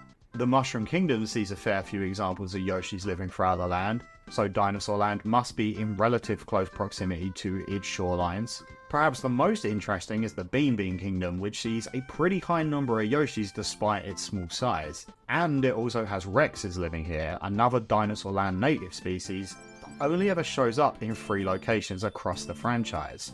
Those being Dinosaur Land, the Bean Kingdom, and Vibe Island. Lastly, Delfino Isles sees a small number of Yoshis inhabiting that island. Now because of the Bean Kingdom's relatively dense population of Yoshis, I would assume the Yoshis probably moved there first before making their way to the Mushroom Kingdom. We actually haven't seen many Yoshis here outside of spin-offs, so I don't get the impression that many of them migrated beyond the Bean Kingdom. Those that did probably favoured tropical climates and headed straight for Old Delfino instead. This would make sense given that their relative positions to the Mushroom Kingdom mean that Yoshis would never have to move through much of the Mushroom Kingdom itself in order to get there. We do also have 4 playable Yoshis in the Flower Kingdom, but considering they are literally the only 4 here, I assume Yoshis don't inhabit the kingdom and instead were brought along by Mario and his crew whilst travelling. So this spot provides easy access to Jewelry Land, the Bean Kingdom, Isle Delfino, and the Mushroom Kingdom, whilst also being far away enough from Sarasa Land and other locations that we'll get to later, don't have Yoshis walking about, eating fruit and stuff. And jumping back a bit, I mentioned Rexes inhabit Vibe Island from Super Princess Peach. This is a remote island that I feel confident saying borders Dinosaur Land closely. Not only because it's one of 3 locations in the series to house Rexes, but it's also the only place that ravens exist outside of the original Yoshi's Island, and of course Egg Island. So it stands to reason that it must be pretty close by. I don't really have a clean segue for the next section, but let's talk about the Odyssey shit.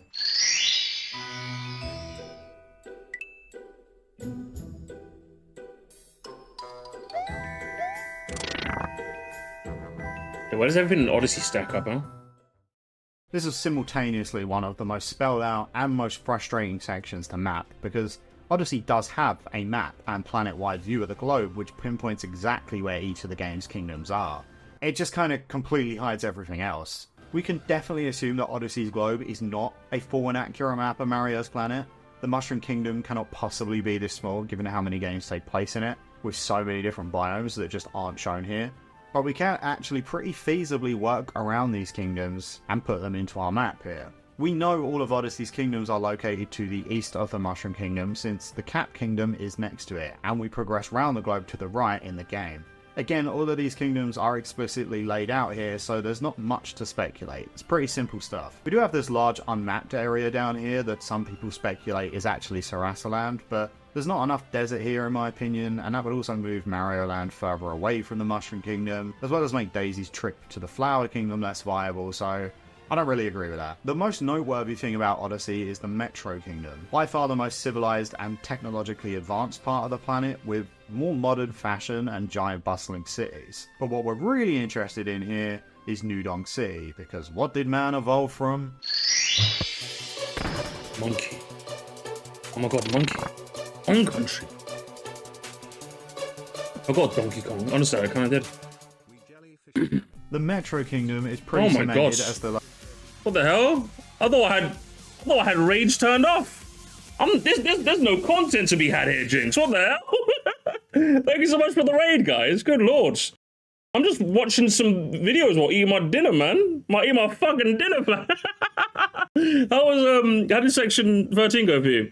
The content is saying hello, or hello to you too. Yeah, we'll just again. I finished my dinner. It was chicken wings, hash browns, and mini samosas. It was very, very good. How did your stream go? How did your stream go, Jinx? I had to cook something, otherwise I would have air fried. Otherwise I would have ordered something in, and I'm avoiding the temptation. I'm avoiding it. At a mukbang we did. We totally had a mukbang. It was a good game. It was fun. Hell yeah. I don't know the Steam reviews. Like, the reviews are like mixed. I'm like, what the hell? What happened? What's shortish then, huh? Is that why they were? Is that why they were? What's it? Getting people to stream it, like sponsor it. Hang on, let me show you. Like right here. Was it mixed? Mostly positive, but mixed. Oh my god. Did they not play this prequel, sections 1 to 12? Is that what it was? Bonding with 2 minutes straight was Rick Astley. I mean, I'm not. You can't be too shocked, right? Rick Astley's a staple in the Jinx verse. It kind of is. Wait, what's it? Apparently, it used to be called something else. This game had a dude downgrade. It was called Blackout. It was called Blackout Protocol, but they changed their name. Like, video games can't do it. You can't just change your name like that. What if Mario became like Trevor the Plumber? Like, you can't do that. Do you know what I mean? That's like that's our woke nonsense, mate. You can't be doing that. Blackout Pro? Yeah, but apparently it used to be called that. So some people were upset, but either way, I wouldn't want to mess with a sponsor, I guess, or a friend sponsor, I suppose. Okay. I saw that team that you joined as well, James. What's that all about? Huh? A Twitch team, huh? Super Trevor Bros. I don't know, right? Fucking best team ever made. Yeah, we're gonna continue. We're watching. What were we watching? We're watching. What's it? Mapping out the entire Mario universe. While I was eating my dinner before we played Megaman, so that's gonna be the rest of the stream. Tired after work, man. No energy madness today. Sponsorships, bloody hell. Is that what it is? Yeah. So you're all about the money now. I remember when Jinx used to be humble. He used to be so humble. He used to be such a gamer. He used to play like I remember, where's my trolling people in Valorant? Jinx, huh? Where's that Jinx gone? Where's that, huh? What's happened, Jinx, huh? What's happened? Ever since you started hanging out with what's his name? The Dark Souls guy, that guy who played Dark Souls 3. Ever since you started hanging out with him, you changed, Jinx. You've changed. Alright, let's keep watching this video. Location where Mario first fought Donkey Kong, in my opinion. There's the festival celebrating Mario's victory, Pauline being the mayor there, the trademark red scaffolding everywhere, and just the fact it's called New Donk City. This is also likely where Mario and Luigi came from, or at least lived for a while during their adult years, considering most of their early adventures and jobs take place in urban environments resembling a busy city. My assumption is that it's while clearing out Koopas from the sewers in Mario Bros. That they fall for a pipe that ends up taking them either to the Mushroom Kingdom for the first time, or taking them back there if they were born there originally, which Yoshi's Island kind of suggests they might. Once again, the movie kind of backs up this idea, only using Brooklyn instead of New Donk City, and we know from concept art that New Donk originally had Mario-proportioned civilians, so I think this makes sense. Anyway, for this to be a city that Mario fought Donkey Kong in, Donkey Kong had to be able to get there with relative ease, and that means that the DK Isles can't be that far off. Which this actually adds up surprisingly well, because the Metro Kingdom is shown to be a very northern region, and wouldn't you know it, one of the islands just south of DK Island is called the Northern Cremasphere. There's really only one place on the map that can be, right? And this is the saying of Donkey Kong Country 3. It's home to a lot of very jolly bears, That makes sense. who bear a striking resemblance to another rarely sighted Blackpool mascot. Many of you will know that Rare worked on not only the Donkey Kong Country games for the SNES, but also Donkey Kong 64 and Diddy Kong Racing. Diddy Kong Racing takes place on Timbers Island and features two of Rare's other characters, Banjo and Conker. The important thing here is that neither of them had their own games when Diddy Kong Racing released, meaning that regardless of messy legal issues forbidding them from interacting nowadays, Banjo, Kazooie and Conker all live within close proximity to Timbers Island and by extension, Donkey Kong Island. I know the fact they're Rare characters complicates this slightly, but given the amount of references to each other in their respective games, the fact that Rare was basically a first-party developer anyway, and the fact that they were all Donkey Kong... Was Conquest Fur Day actually even any good? Like, is that game even any good? Like, I just heard it's people scrimbly, but like, I don't even know if the game's any good. I just hear it's got a lot of swearing in it. I did go on racing, I had no clue where it disappeared to. Fuck, God, it's alright. I think I played the DS port. I think it was alright. Whereas kind of mediocre. Yeah, it's just that I heard, oh my god, is it scrimbly tax? Is that what it is? Is it like Mario Kart 64 where all the boomers talk about it, but it's actually not even that good? Is that what it is?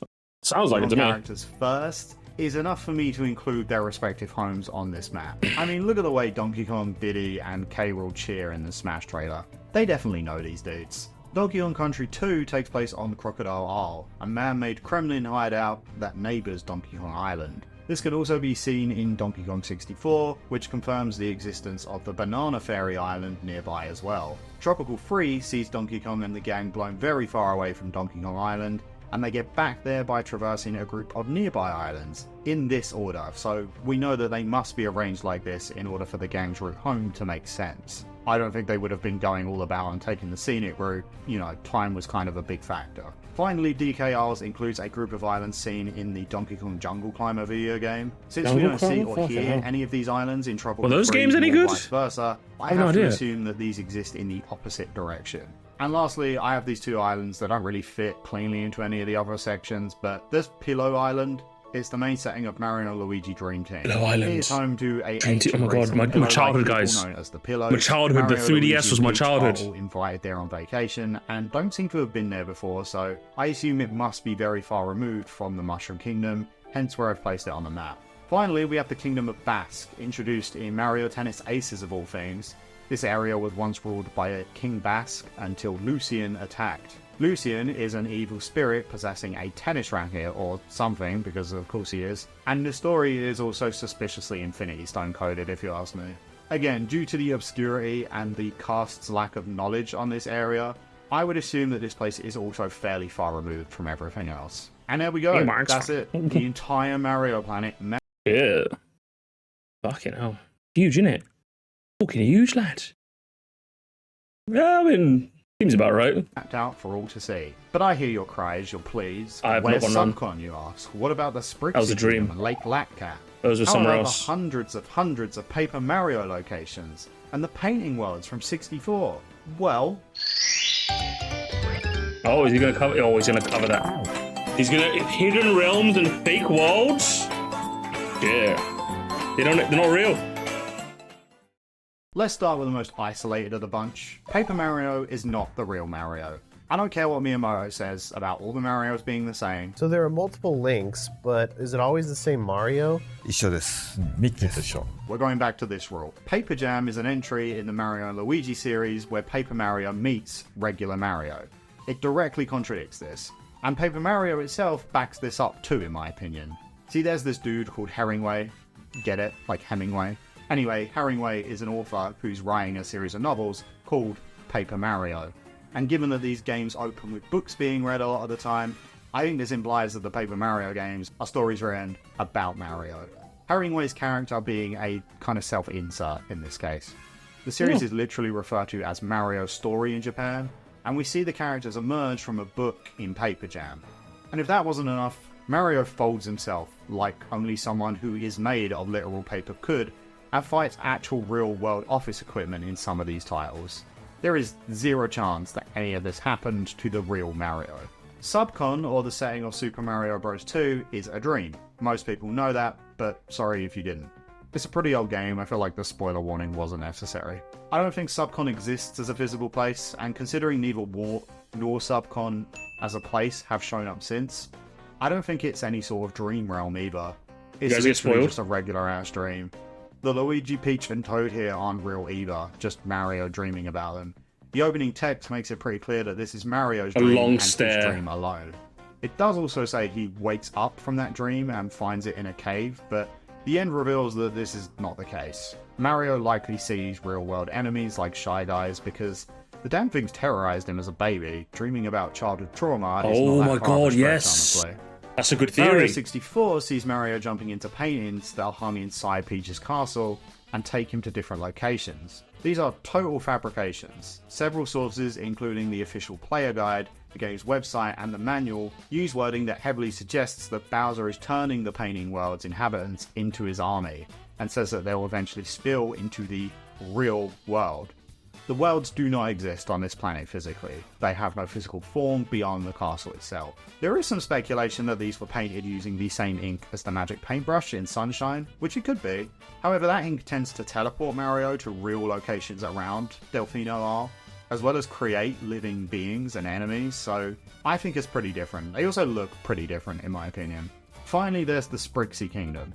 This place definitely exists, but not in any earthly sense as far as I'm concerned. The clear pipe and pink void used to reach it, the fact it's inhabited by magic fairy creatures, and the abstract map design leads me to the conclusion that this world is in some sort of separate fairy realm. There's also the fact that the clear pipes used to reach it don't exist anywhere else that we've seen, and the Spruces themselves seem to have to construct these pipes in order to allow others access to their world.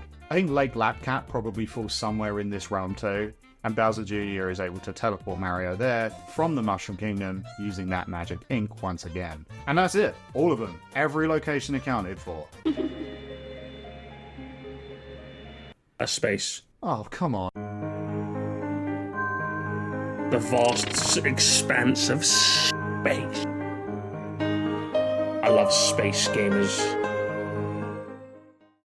Okay, this is going to be a pretty quick section because no, I'm not mapping out the entire universe.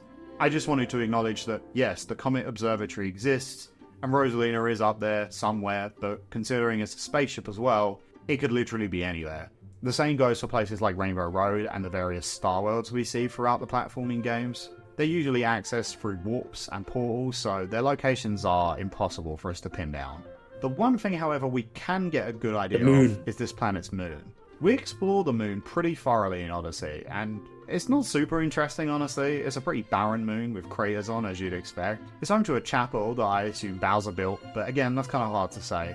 The core is pretty wild though. The moon is full of these cube-like ore veins that the art of Super Mario Odyssey reveals to be the raw source of the game's power moons. When Mario and Bowser seemingly destroy or maybe activate the moon's core, various moon rocks throughout the Odyssey kingdoms seem to activate, allowing Mario to collect more power moons. The moon is also home to a race of rabbit creatures. The main group in Odyssey call themselves the Broodals, but that's not their species name as far as I can tell. Specifically, Rabbit Ridge on the dark side of the moon is where they're from. Rabbits have had a mysterious connection with space in this series for a long time. The Star Bunnies debuted officially in Super Mario Galaxy. Why are rabbits some from instances space? of them seem to imply that Star Bunnies are actually Lumas in disguise. Whether this is all of them or just some of them is kind of difficult to say. But even before then, we see bunnies being mysterious entities in Super Mario 64 DS. There's these glowing white ones that will give you a key that opens a mysterious door, and even in the original 64, Mips has always had a kind of out-of-place vibe to him. What's he doing down in the basement? Why does he only show up a couple of times? And why does he have 2 power stars on him? And if you want to go way back, Super Mario Land 2 introduces Bunny Mario, which is a form Mario gets when he grabs a carrot power-up. And again, this is another game where the moon appears as an explorable location. Oh my god, it all makes sense! Bunny Mario is never seen again after this. So yeah, rabbits definitely come from this guy a moons, real map, or ain't just he? there's one moon in the Mario universe. This is likely inspired by the mythical Moon Rabbit, a mythical figure in East Asian and indigenous American folklore based on interpretations that identified the dark Oh my God. markings on the near side of the moon. It's just as what looking like a Sabletooth just rabbit. wrote. And with that, we've covered just about every single location in the world. Mario's world, that is. R1 is considerably easier to map out. Someone already did that.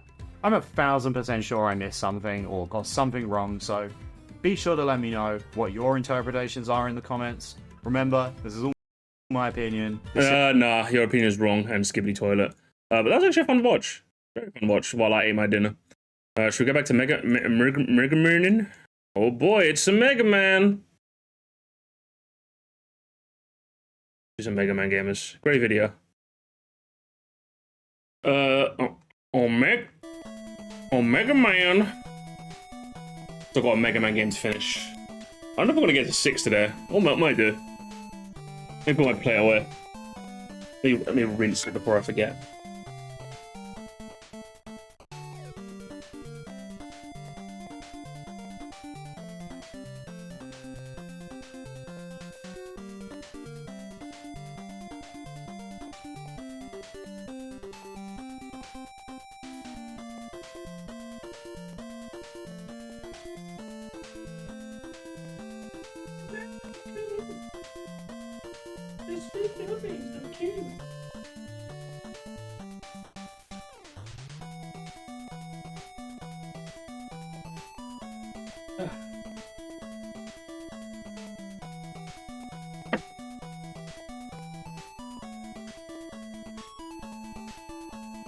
I'm gonna have some Oreos and milk as well.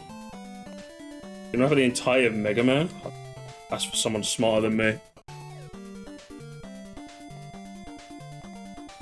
I'm only good for yapping at video games, yapping at videos, yelling at people, eating hot chip and lying. That's all I'm good. That's all I'm good for. All right, let's continue.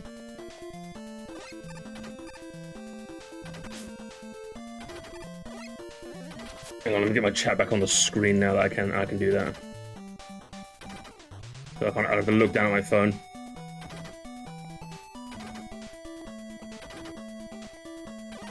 Megaman is all a dream. Yeah, just say it's all a dream and call it a day. Ow!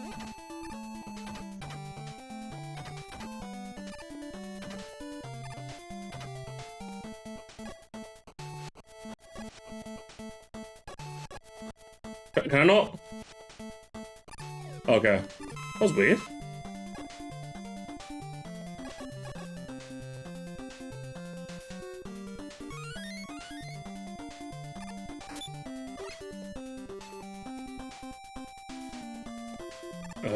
Auto mode got you, Mad John, for saying 4 plays. So you gotta watch out, okay? Watch your language, watch your profanity. Oh, it's the bubble gimmick gamers. It's bubbles. We be bubbling.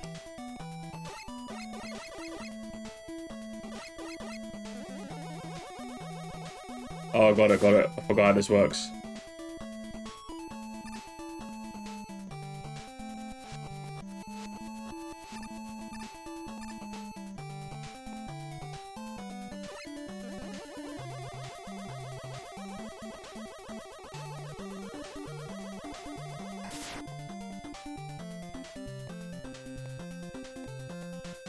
Can't believe Waveman stole this. I know, right? What dingus. Typical men just stealing off women, am I right? That's all we do.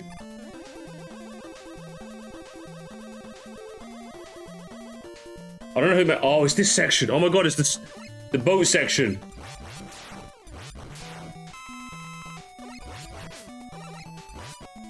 Did we not get a charge shot? I don't think we get a charge shot on this.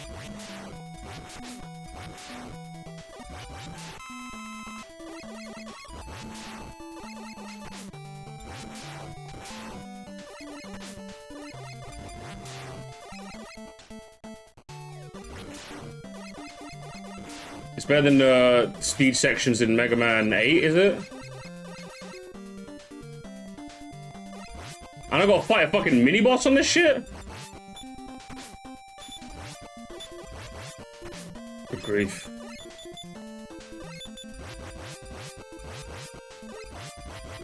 Nice. More?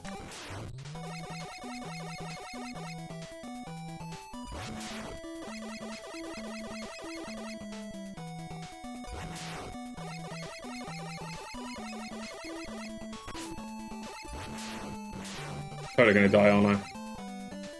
Am I cooked? Oh, I'm good, hang on, I'm good. I'm good, I'm good, I'm good, I'm good. Yes! There's the E! I got the E! I actually have to go back to Waveman stage and get the other one.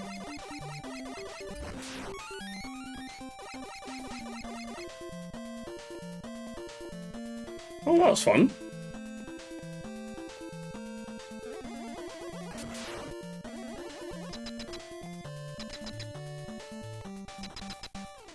Damn, I think easily my favorite level.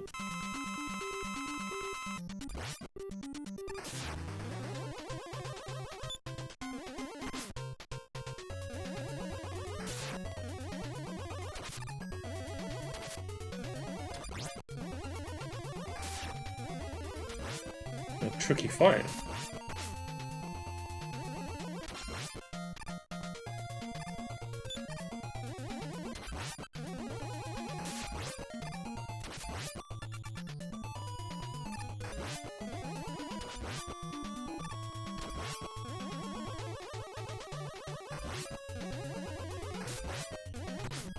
Oh, come on, come on, come on, come on.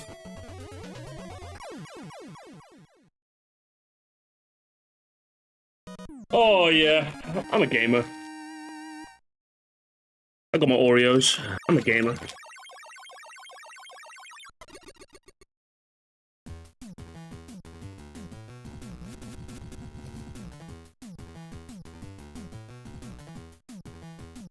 I got some golden Oreos.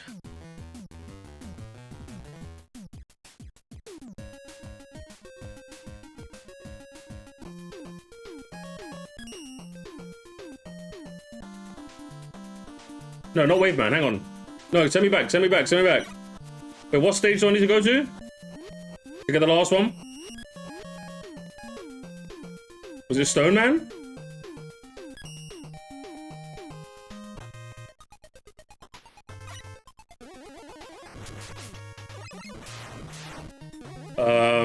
Very early on, shortly after climb the ladder in the first cabin section. Got it. Yell at me if I miss it, okay?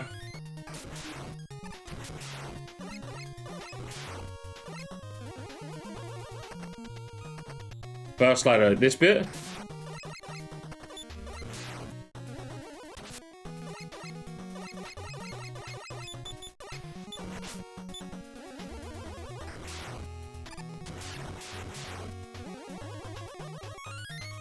Next screen, okay. Oh, there we are. That's cheeky. But how would I know? How was I supposed to know? Definitely some NES chicanery there, man.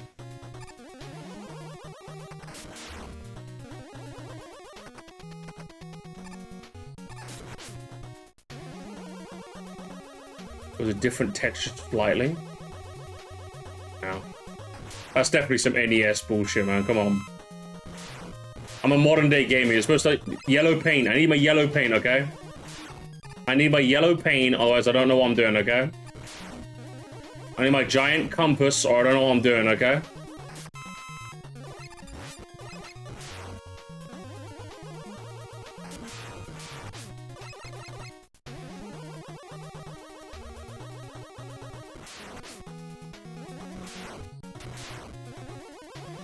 Wasn't here? Oh, nothing. I need my... They're going out of bounds. There's a secret thing over here. You think you can find it?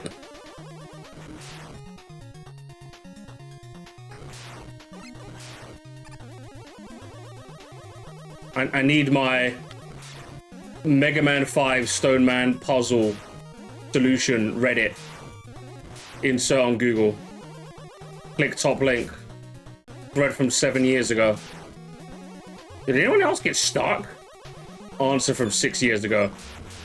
It's exactly what you needed. Answer back, thank you. This thread has been so old that it's been archived. That's what I need, okay?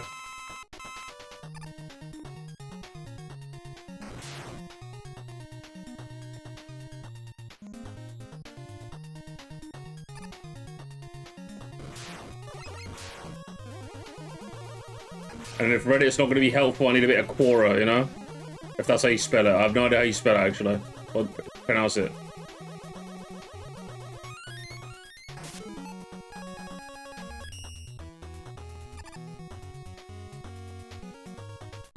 Eddie! My god.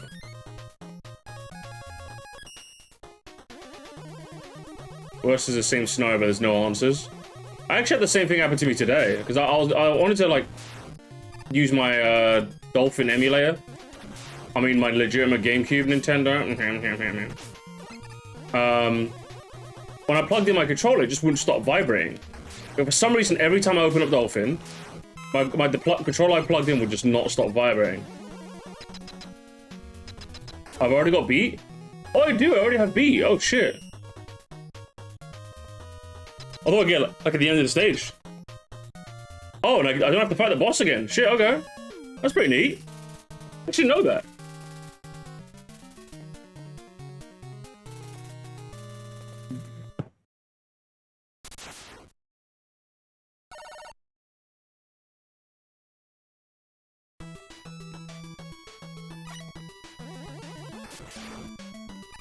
Oh, wait, what's beat?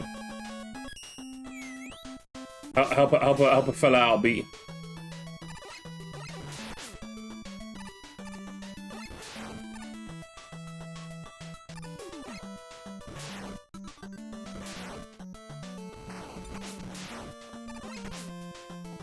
Why beat so good though?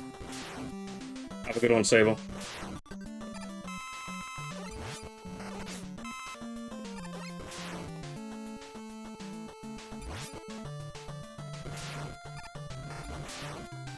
Oh, see that? Oh no, all gone.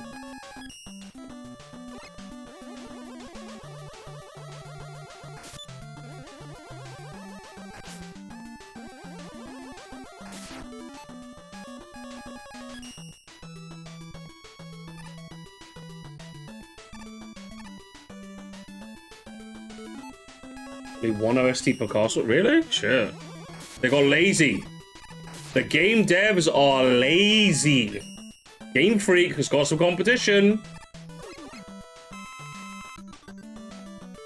Alright, what do I need to beat? Come back.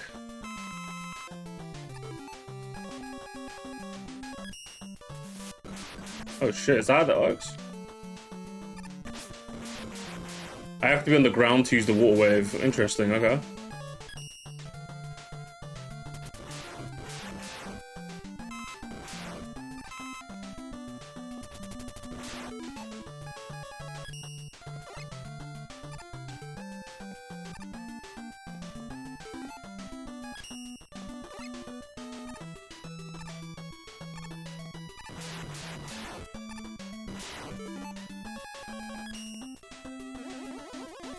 Like a lax-com. Oh, it's lagging! Too many bombs! Alright.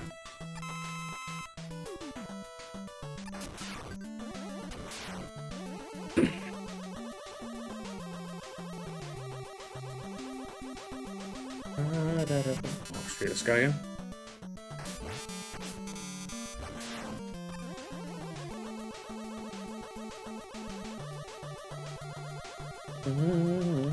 Appearing blocks. Time for me to disappear out of these blocks.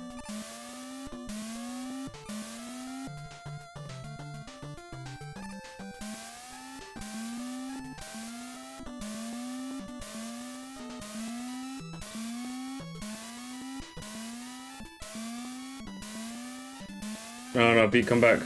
Rush, come back. No! Okay. Do I actually have to try? Do I actually have to try? No. Come on. Okay. Let me try. Or I could just coil up to the top. I forgot about that. I'm an idiot.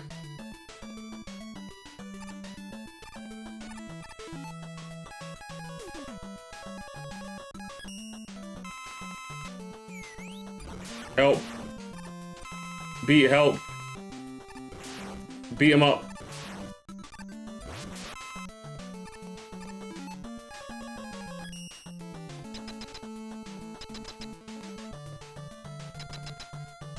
Who's the boss? Megaman?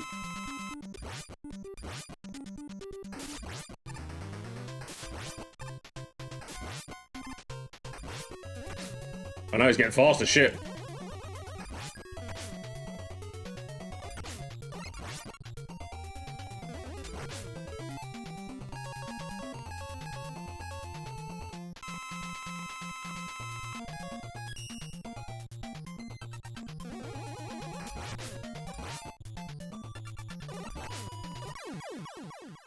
Yeah.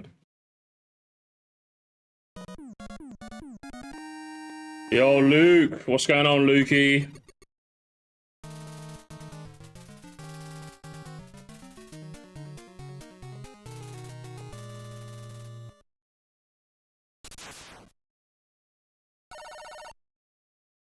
Yeah, I'm enjoying some Oreos and Megaman. Can life get any better? How you doing, man?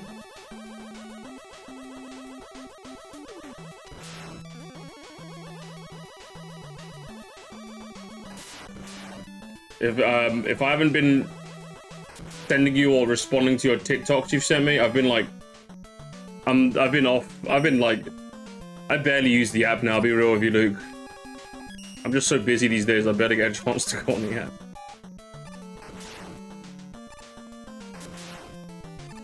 It's so bad. Like, Twilight will reference like some of the latest TikTok shit, and I'm like, I'm out of the loop now.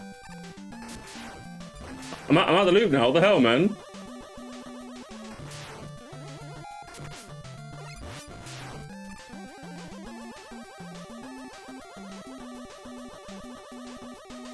Besides, like, football's over now, so football TikTok is cooked. That was like one of my favorite parts about being on that app. All the crazy football discourse. Same with Twitter.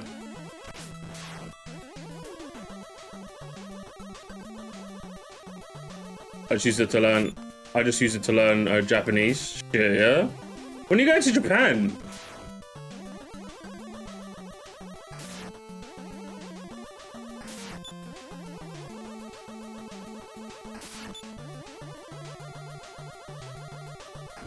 In March? Oh, okay.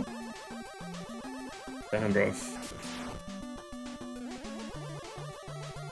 They grow up so fast, man.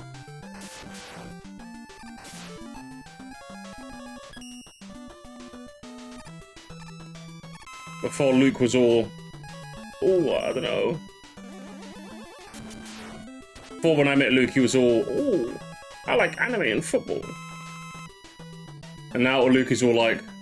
I like anime and football, except now I have disposable income, so I can actually do both things regularly. And I have a girlfriend now.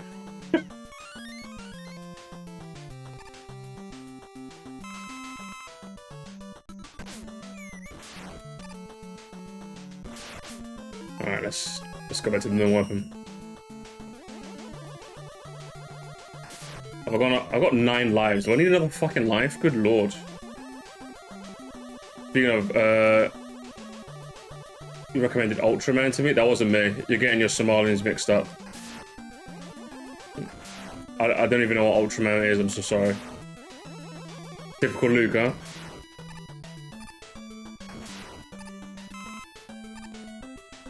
It wasn't, I promise it wasn't me. I'm not even doing a meme neither. I actually don't, what the fuck is Ultraman? I'm guessing that's an anime? Sounds like an anime. You're getting your Somalians mixed up, man. What the hell? Is there another Somali in your life? What the fuck, man?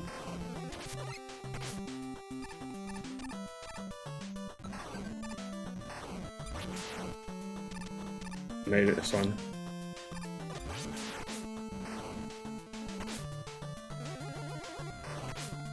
I'm gonna fucking die. Oh, okay, here's the boss door. Thank goodness.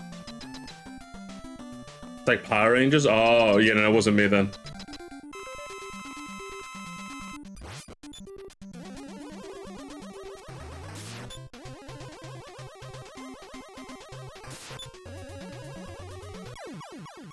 Is he just gonna walk around doing nothing? Yeah, man, your move to YouTube means have fun. Yeah. Yeah. Did you see? Now I'm just being gaslit. I don't know what the fuck that is, bro. How am I hitting this guy? He's got a barrier, man. Do I just have to shoot him through the barrier? The gaps in his barrier? Who is this guy, bro?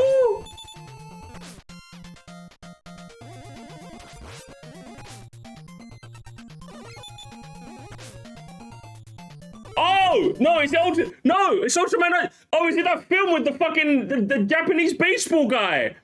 And no, that was me. That was me. I remember now. I know what that is. I've seen it. Okay, I am grugging. Luke, I'm sorry, man. I forgot. That was me. No, it was me. You're right. It was me. I remember now. Like the father, the son, and like the fucking creature they were looking up. I remember it now. I remember it. Oh man. What's this guy's weakness? This guy sucks. Is it good? Yes! No, it's good. It's a good film. Watch it. It's a good film.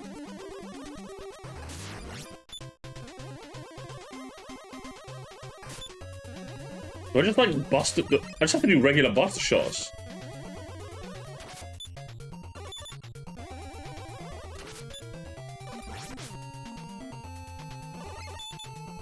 Yeah, how's everything, Luke? Like I said, I'm planning to go to Belgium at some point. Soon, register trademark. I don't know how to beat this guy! You just got like, I think you just have to shoot him between his barriers and he just gets faster and faster. What a silly little boss.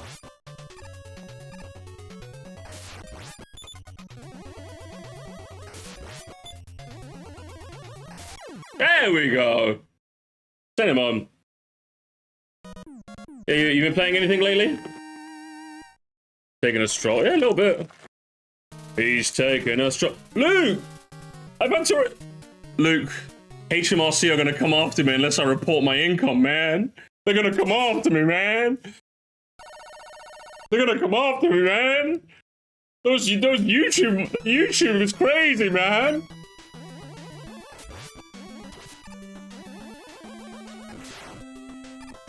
You hit the hobby threshold? Oh boy, did I. Fucking hell, mate.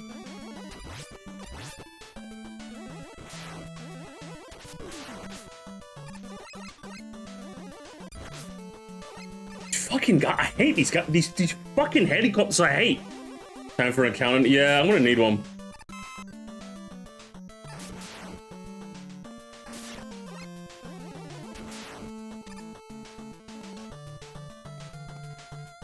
So how does it work then, Luke? Do I just like go to the guy and be like, here's my YouTube channel? Crunch the numbers for me, please.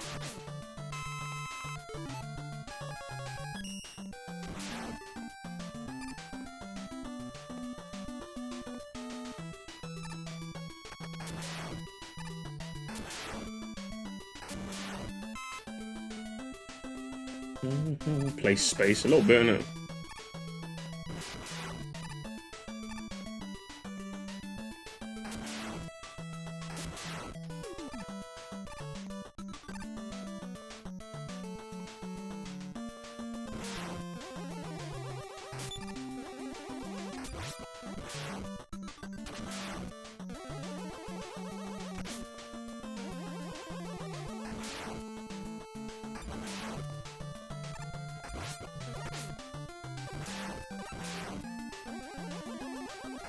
Okay, sign a special attack, so I'll take you through it.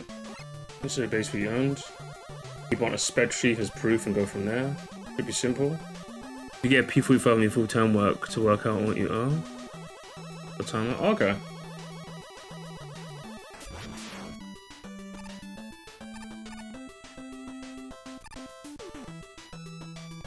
So what do I need the P45 for? I'm like learning. I have to learn all this stuff, don't I? Fucking hell. So that I can show, oh, this is what I made for my regular job, so don't... It's easy? Okay. Sponsors? I wouldn't mind sponsors. It's just every sponsor I've ever gotten at the moment at my size is... hang on. How much you make a regular job so I can figure out the collective earnings of the two, basically. Oh, do I have to pay the... No! Do I have to pay the collective tax on both of them together? I thought I'd just have to pay on the self-employed stuff. Because doesn't the regular job already take the tax off? Hang on, these guys gotta go. I'm dropping M-bombs.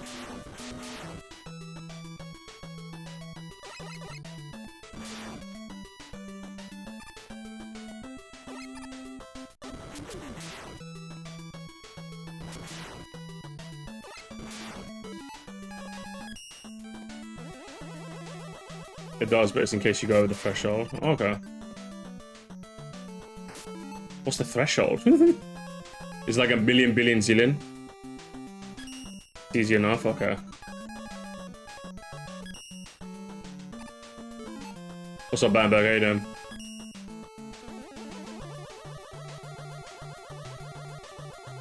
Maybe like fucking 50? Yeah, I'm not making that much, mate.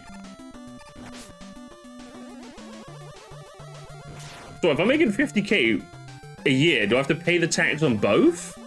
Oh, this country's greedy. Greedy, man. I need to move to America, man. I need to move to like a small island nation so I can dodge. I see what rich people are all about now. Tax on earnings over that amount. Oh man, that's nasty work, lads. Yeah, do you know, I'm leaving the country, guys. I'm leaving the country. I've had enough, mate. I'm off to Ireland.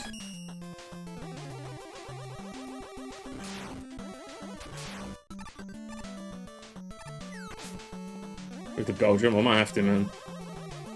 America ain't got it. What I mean, my standard of living will suck, but I mean, imagine the taxes are lower than fucking Tax Island, Turf Island over here. All right, Darkman version 3. What does this guy do? Is this guy just jiggling? Oh shit! Oh no! He freezes me in place. Oh, this is nasty. Oh, this is nasty work. Oh, this is nasty. Oh, this is nasty. He's got me in a... He's got the nastiest wombo combo ever, bro. I gotta kind of just stay in it. No, I don't.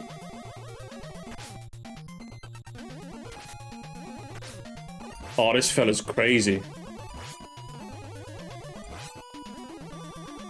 I got him in the loop, though. I got him in the loop.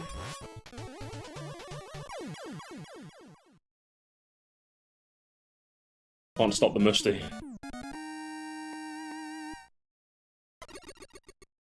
Monaco Musty. Here we go. The deal has been worked out. Both clubs agree.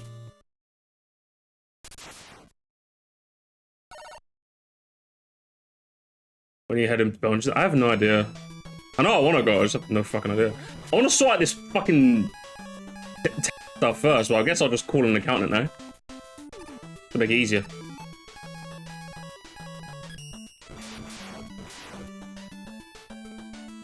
Oh, I have to break the level. Okay, I get it. Let me break it down for you, Mark. I think the Eurostar is pretty nice. Okay.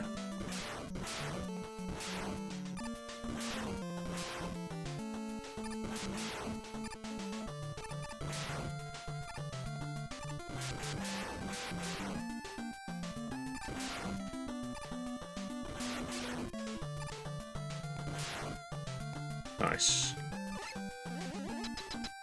Eurostar? Yeah. What? It's Broman. Oh my god, it's the guy. No, brother, you wouldn't kill me, would you? Oh, my brother. Brother, no. I've got two brothers? What the hell? That was a fake brother all along.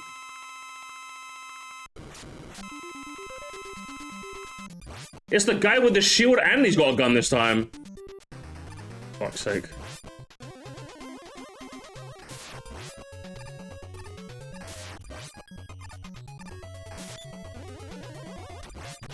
Oh, okay. He's hit me with a shield yoinky sploinky. Nothing I can't handle.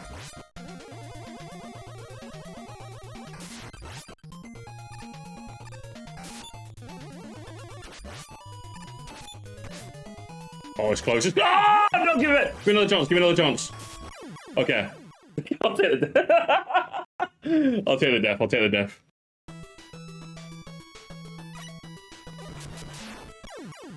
Okay, I'm not taking that death.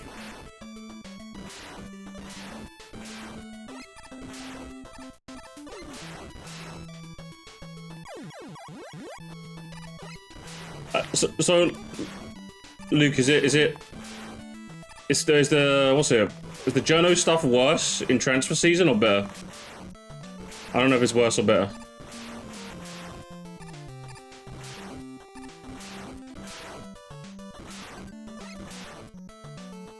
Rumors. Bunch of here we goes. Alright, Darkman number 4.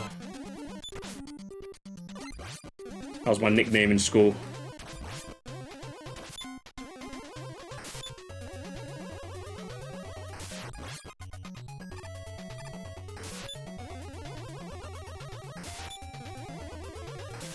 Come on, brother, let me hit you.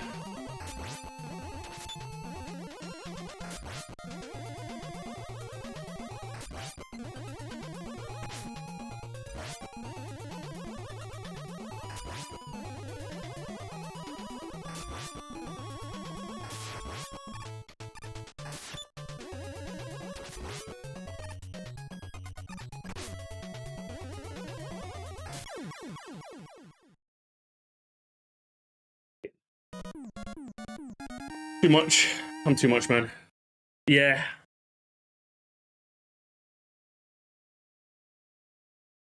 We've done well, Megaman. I expect to be my powerful Darkman. Robot. Oh my god! Until now, I have managed frame Protoman for my crimes, but now a real Protoman has appeared and spoiled my plan. I am going to be a mean guy. Dr. Light is captive in my lab. Come if you dare. Ha, ha, ha, ha, ha. Time to do the eyebrow thing. Do the eyebrow thing. Oh, no, hang on. You better do the eyebrow thing. Otherwise, I'm quitting the game.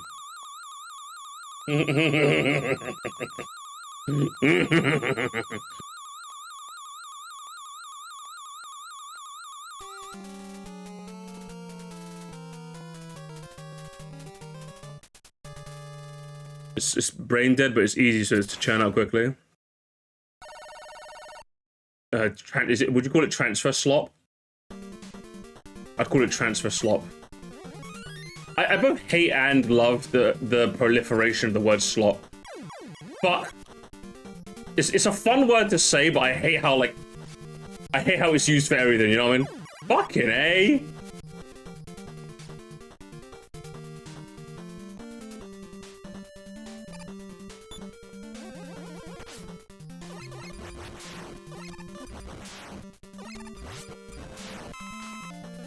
I'd call it that. I don't find it interesting, but it's easy. It's like me doing Megaman slop.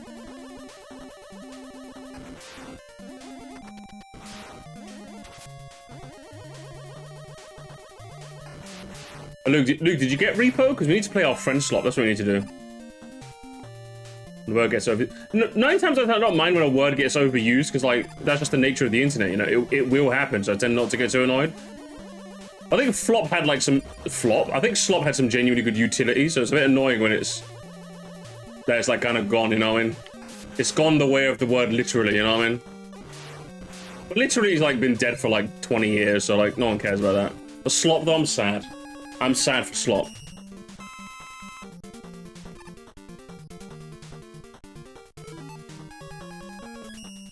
I yearn for the slop.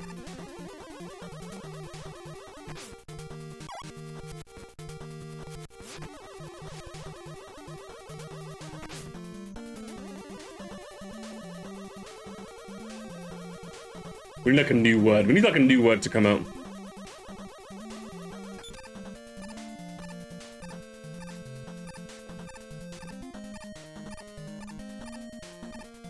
So that slop can finally achieve its former glory, you know?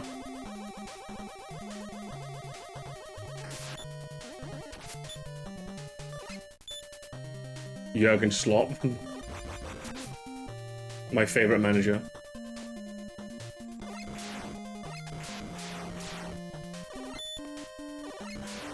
I can't wait for my transfer slop.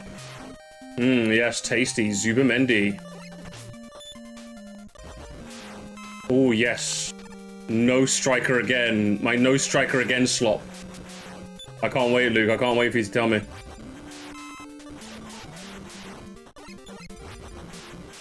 I can't wait to laugh at my Man United slop. Which I don't think we see. Luke, we haven't talked for so long. We didn't get a chance to talk after the Europa League final, man. Man United, huh? Fuck, you know. They're so hooked, aren't they? Worst final. It was so shit.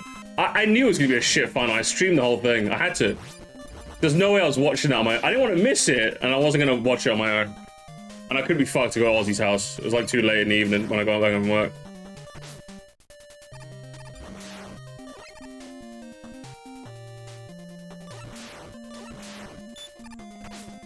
Like, I think towards the end of that stream, I know we just talked about slop being overused, but like, literally towards the end of that stream, I started calling it cross slop. Because all they kept doing was crossing.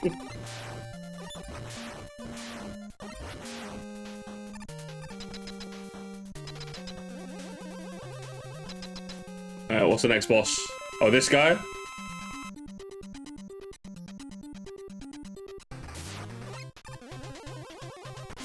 Oh, I have to hit his segments. Okay.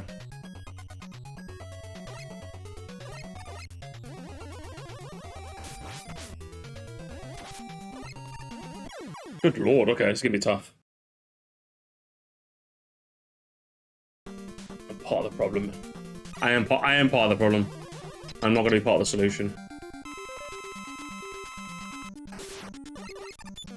Luke, I'm not gonna lie, do you know what my favorite thing about talking to like one of the old school Musquires is? It's because like you guys aren't like keeping tabs with like modern Musty chicanery. It's always funny to catch people up on what's been happening, you know what I mean? Like, I'll say Dimitri December and everyone, and then like all the old heads are like, wait, what's that? What's happening here? Who the fuck is Dimitri Musty? What on earth? That's what I mean! It's like, Musty, who the hell is it? Who is that? Is that the name of a dinosaur? Yeah, I've been in drama, Luke. I've been in drama. I love catching up old Musquires on the drama, guys. The drama situation. We've had some crazy situations, Luke. I had my first fight with a big channel. Oh no, I'm not joking either.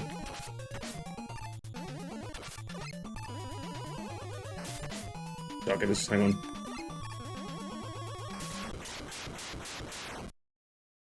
Get in. Get in. Yeah, it's on my Wikitubia, Luke. Yeah, I have a Wikitubia now. You know. I've got a controversy and criticism section. Oh my god. I was so happy when that was written up. I was like, God is great. Yeah, what happened on that drama? Oh, it was Nintendo, I remember now. I've been in so many dramas, I can't recall it, you know what I mean? He reacted to the Nintendo Switch 2 Direct, you know, when they revealed the console and the games and what have you.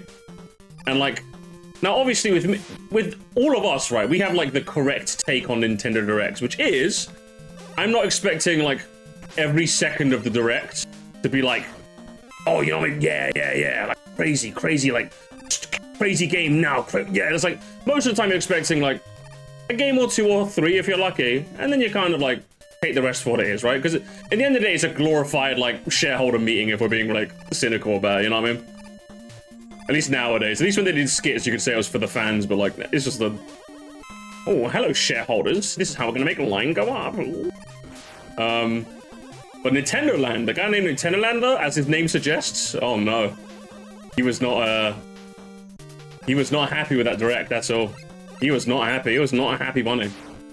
He did an entire month of hype leading up to the Switch 2 Direct, Luke, where he kept saying, new 3D Mario is definitely gonna be in this Direct. Like, he unironically, like, I thought, at first I was like, oh, he's just doing it as a meme, right? You know, like, getting those ad bucks, you know? He's saying, there's gonna be new 3D Mario guys, it's gonna be new 3D Mario guys, there's gonna be new 3D Mario guys. But no, he actually believed it. Bear in mind, this is a grown man, this ain't a child. If this was a child, it wouldn't be nearly as funny. Not too much younger than me, I would say. He seems like he's about like 27, you know what I mean? He's not like super young or anything. So then when the Direct comes out, like after this whole month of like him hyping himself up, he was mad. He was like actually unironically molding. So obviously I reacted to his reaction, right? And I kind of laughed. I pointed and laughed a bit. So I'm like, you reap what you sow sort of thing. Do you know what I mean? Game out over here. Yeah, exactly. It was for me it was like a you reap what you sow. Like if any other Nintendo fan got mad that there was no Mario and Luigi, no Mario game, I wouldn't be as harsh as I was. But this guy literally hyped himself up for an entire month, like outright spreading fake news as well. Like he'd keep like saying, like he keeps just making shit up as well, like with no source, like in some of his videos. Literally just make shit up just to get the hype cycle going. So like I did not feel sorry for him in the slightest. Then of course when it came to like Direct time, yeah, I made fun of him. I made like loads of fun of him. I was obviously I punched above the belt, obviously, but like I did my fair share of like pointing and laughing, like definitely. I called him all of the phrases. I called him a soy boy, Nintendo adult, all of that jazz, you know what I mean? And he had enough of me, Luke. So he tweeted out about me. He was like, I know I can get myself a bit hyped sometimes, but like making fun of your fellow content creator is just not very nice. But I guess what makes you the views, I guess. I made a VOD on the second channel if you're curious. I like the whole thing is in a playlist. The trilogy. I went through the entire Twitter thread as well, but like, I think what made that like, I think what ultimately made it like the funny and sad at the same time, Luke, is like, again, this guy, Luke, just to clarify, this guy has like 250, like, doesn't he have like hundreds of, I don't know how much that, he has like 6-figure sub count, right, just to clarify. So you would think in a war between us and like a channel multiple times our size, like we'd effectively lose the ratio war, right? As in, we'd have our laughs, don't get me wrong, but like in terms of like, public perception, he would have won. Does that make sense? Because he has like a much bigger audience. There's like 200, do you know what I mean? But no, the saddest bit is, Luke, right? The replies from my fans fighting in the trenches were regularly getting more likes than his fans. That's what was fucking with me. So I'm just like, that was the biggest shit. I don't think I pointed that out in any of the VODs, but like, looking back on it, I'm just like the guy legit has like no like community. So I'm just like, I was like, yeah, more likes therefore. But it's not even like a more likes therefore thing. Like again, you would expect a channel that apes my size multiple times to like win the ratio war, so to speak. You know what I mean? But like, like unironically, I've had more people defending Pariah in my latest VOD, who's another guy, by the way, Luke, if you want the tea on him. I've had more people defending Pariah, who's like a 30k channel, like not too much bigger than me, than I did the entirety of Nintendo Land. You know what I mean? So it was that's what fucked with me, you know what I mean? I saw you tweet about that guy? Yeah, the Pariah guy. Yeah, I had more people defending Pariah than I did the entire of Nintendo Land. If you want to know the thing about Pariah, Pariah's a bit more simple. It's just a case of, he's the guy who tends to talk off the cuff a lot, and he sounds very, very smug. Which, sounding smug, nothing wrong with. Talking off the cuff, of course, nothing wrong with. I do both in moderation, right? But when you're talking about like hot button issues with that nasty combination, it causes you to like, you know what I mean? So then when he made a video talking about the Switch 2 prices, which there's only really one correct opinion on the Switch 2 prices, which is Nintendo are cunts for this. But he was like bootlicking a bit too much, so to speak. Do you know what I mean? Which I'm not necessarily against the idea of, oh, like you're trying to see it from Nintendo's perspective. But like, this is one of those things where there's no other perspective to see. Nintendo are just being greedy, and that is it. And not to mention, so I think Minister Chicken kind of spoiled it in the chat. But like, for example, you know when people say, oh, video games are like relatively cheap compared to, if I told you to finish that sentence, you'd say, oh, movies? Like, when people do that argument of like, video games are cheap compared to blank, so stop complaining. Normally people say movies, right? Which is true, but I still think it's a flawed argument. It's like, I don't care about movies. The movie industry can do what they want. I'm talking about video games, right? He compared it to space travel, Luke. Like, he compared it to space travel. I'm not joking. He wasn't being like, it was just like, Musty, you're memeing. He compared it to space travel, Luke. He's like, why are you complaining about games being expensive when space travel is also expensive? I wish I was joking. I'm not even joking. Like, yeah, it could be worse, but therefore it can't be bad. Like, firstly, that line of logic is already shit as is. But again, you compare it to movies, you compare it to maybe like concerts, you compare it maybe to like music, something like comparable, like an entertainment medium. You compare it to like space, bro. I'm like, bruv, you can, like, this is unreal. So once again, I kind of had my yucks with him. We all kind of like pointed and laughed a bit. Yeah, I've had more of his fans like yelling at me in the comments, which is fine. I expected that, obviously. But if there was one argument I thought was a bit flawed, was the whole notion of, because I think there was multiple people who commented something along these lines, which is Musty, I don't think it's fair to react to it, because he took the videos down, just to clarify. So people are saying, Musty, I think it's unfair for you to leave this video up, or upload this video, should I say, to be more accurate, when he has since taken the videos down, to which I say, like, in principle, I don't really see the issue with that. Just because someone's taken down the video, it means I can't react to it, or, is that what that means? Like, I disagree with the whole notion.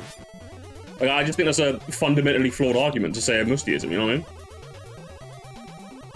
Like, I think, like, other than outside of extreme circumstances where, like, obviously, like, it's not like I'd react to these videos in the first place, but if the person was, like, super old or super young where they wouldn't, like, get how the internet works, or, like, they were obviously not of right frame or something like that, then yeah. But then again, I wouldn't really react to those kinds of people in the first place generally, so... Yeah, fair. Hello, Shivedo. Just because he's taking it down doesn't mean it was A, shit opinion, and B, he's changed his opinion. Yeah, exactly. It's not like he made an apology video to clarify, or he made like an addendum, should I say, where he did apologize in the end. But like at the same time, still like, well, that doesn't stop me from keeping the video up. Do you know what I mean? Like I don't know what you mean by this. I even clarified it. I made a pre-recorded intro saying he's since taken the video down. I thought his apology was sincere enough, so do bear that in mind when you see my hot-headed reaction. So I feel like I did my... Oh, shit. I feel like I did my part in clarifying, oh, yeah, like... Where, like, he's since, like, apologized and what have you, so don't, like, assume this is his actual opinion. It sucks when something like that's stuck on the internet, that's just what it is. Yeah, exactly. And again, I'd be a bit more sympathetic if it was someone who could feasibly maybe not understand how the internet works, but there's a guy with 30,000 subscribers. He's old enough, like, he sounds like he's old enough to know what he's doing. He sounds like he's in his, like he sounds like he's closer to my age than your age, for example, right? Yeah, I'm getting my ass kicked, hang on.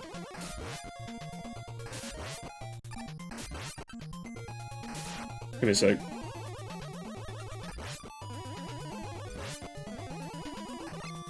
One more? See you later, nerd. Yeah, it's like... Yeah, it's like, you know the video's gonna be recorded. Listen, that's just me covering my base, you know what I mean? That's what that is. I'll just keep going. I mean, basically, yeah. I mean, you could ask me to edit... I mean, here's the thing, Minister Chicken, like... I think it's feasible for you to ask me to edit out your face in my like, subathon video. I think that's a fair ask. But again, for an established... And also, the other thing that also didn't really work is that he even said in his, like, apology follow-up that he knew the video was going to be provocative. So, like, he literally knew it was premeditated. It was premeditated chicanery. Like, he knew what he was doing, bro. So, yeah. That's the latest beat. That's Pariah. And, oh, don't get me started on backseat Sakurai, Luke. Oh, my God. Trust me, you get yourself a cup of tea, man. I got tea, Luke. I got tea.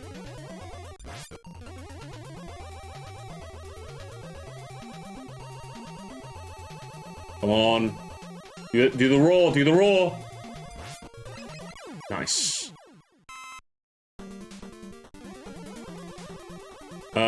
If you another drama situation is crazy. I think of all the drama ones where, like, I think Dimitri was definitely the most fun, I would say. Because, like, Dimitri was, like, firstly, Dimitri's just a funny guy. Like, he had shit opinions, but he was also, like, oh, shit. He was also just, like, a funny guy, like, his videos are just really funny to watch. I think Dimitri's easily the most fun. If there's a playlist to check out, Luke, if you got some, like, if you want some background noise, the Dimitri December one is, like, really fun. I had a lot of fun covering Dimitri. I think the one that I want to say in hindsight was probably the most annoying, I would say, because of how it ended, was a Backseat Sakura. That was fun, don't get me wrong, but like, it's just a shame how it ended, like the epilogue of that situation. Basically, he made a Smash video, Luke, where it was yeah, it was a less than stellar showing. And basically, the whole issue with his video is that he framed it like horribly. So like, when it comes to like cutting Smash characters, if you ask me like, Musty, how would you frame this kind of video? I'd be a bit more tactful about it because like every character is someone's favorite Smash character. So if I had to make cuts, I would justify them quite well. I'd also clarify like my my thought process beforehand. Do you know what I mean? But like he just kind of like went in all guns blazing, like took pot shots at many fan base, especially Pokemon. Like he took so many pot shots at Pokemon for like no reason.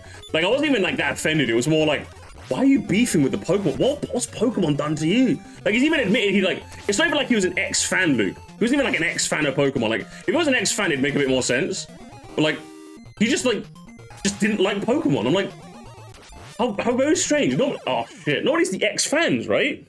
So yeah, he made like a pretty shoddy Smash video. And then he made a live stream follow-up, not to my video, by the way, he just made a follow-up of his own accord, where he was like kind of defending himself from the chat. Like the chat was coming at him going like, this video was, and he was like defending it. And again, his defenses were like, in his live stream were even worse than his video, do you know what I mean? It's one of those ones where, because he was talking off the cuff, he couldn't really defend himself as well as he probably would have liked, and it came off of him looking even worse, right? So again, I had my laughs, I pointed and laughed. And then he made a fucking forum post, Luke. He made a forum post on Smashboards about my to him responding to my video. So then I covered that, and I was like, what the hell is brother doing? You know what I mean? Like he was getting into a back and forth with someone. Yeah, I know, right? Forums in the big 2025, yeah. What essentially happened is that on the Smashboard, you can post on someone's like profile. Like imagine like posting on someone's wall on Facebook, for example, right? So someone posted my videos on his wall saying, hey, what did you think of these? And like, again, he went on like a big diatribe. I think my favorite aspect of that was he called like, what's it?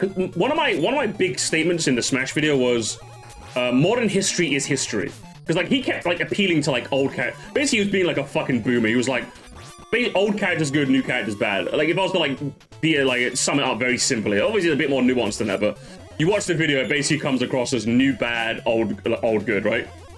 But then one of the statements I repeated throughout is that modern history is history. Modern history is just as important as old history, right? I think he called me using that phrase a verbal sleight of hand, which just had me laughing because I'm just like, brother, I'm just some guy live streaming from my bedroom off the cuff. Like I'm not. You make it seem like I'm far more nefarious than I actually am. That was the funniest line in the whole thing. But yeah, he ended up going back and forth with this guy, where he looked way worse than he probably intended. How the fuck does this boss work? Okay, seems easy enough. So then after those three live stream coverage. I did, as with every person I cover, I left an open invitation for anyone to come on my live stream to chat.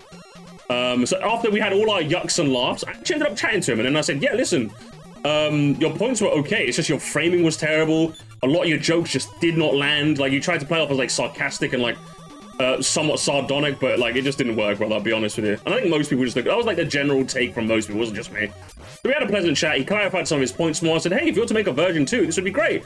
You would think it'd be the good ending. I think Laidback Kane said, but it was the good ending, because that was the podcast. Now in that conversation, I made it very, very clear. While I didn't outright say it, that's probably what I'm going to do next time I feature someone, if there was one critique of me. I made it very, very clear, say what you have to say. Get off your chest, don't worry about being like demure and polite and courteous. If you got like some shit you want to say to me, if you thought I was being a cunt to you, now's your chance to be a cunt to me in voice chat, okay? Like, lay into me, brother, like... As far as I'm concerned, that just makes for better content, you know what I mean? Like, I live for this shit, man. I used to play Call of Duty, bro. Like, I want some smoke. I want the smoke, right? I made that very clear without expressly saying it. So obviously, I was a bit disappointed when it turns out after the fact, he's still talking shit about me in the forums. And I'm just like, what a coward, am I right? Like, I was so upset with that. I was genuinely so upset with him. I was like, what the... Like, I gave you chance after chance after chance. Have you guys not seen the epilogue? Yeah, I left an epilogue on that VOD. You guys should, like, check the last 3 minutes of the VOD, yeah.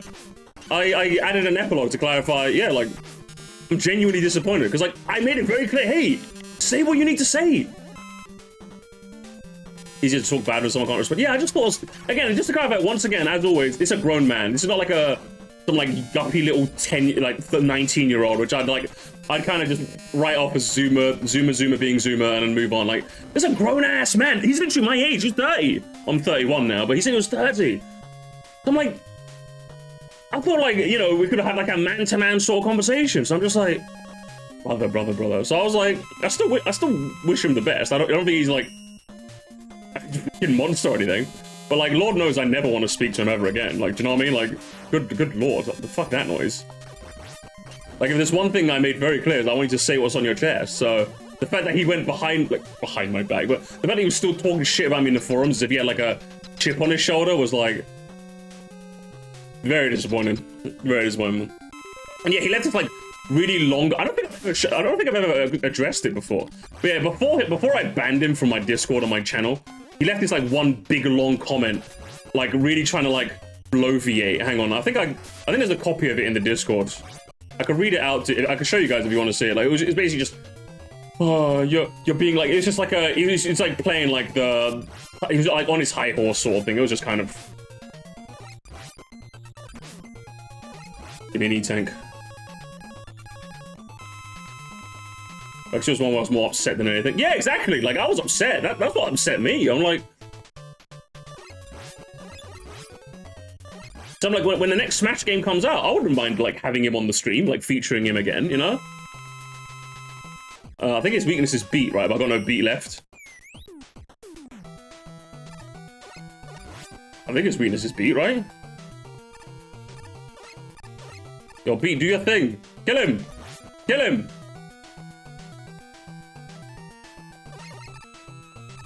Is it not beat?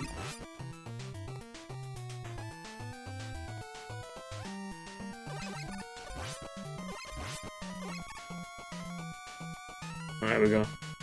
But yeah, that's the drama. That's the drama situation, Luke. Give me some more beat. We feel the beat.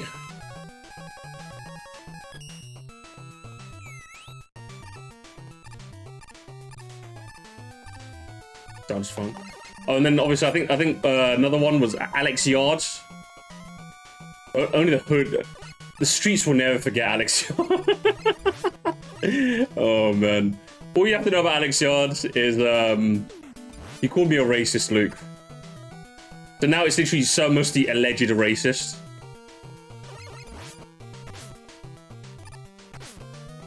So if you see that meme going around the community and in the Discord, that's where it comes from.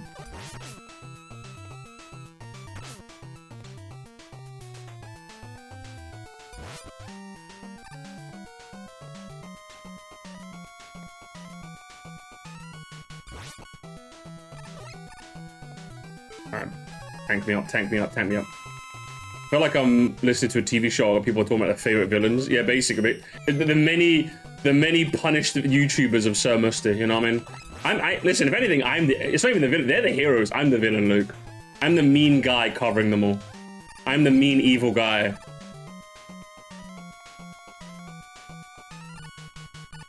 The Sir Musty Rogues Gallery, basically.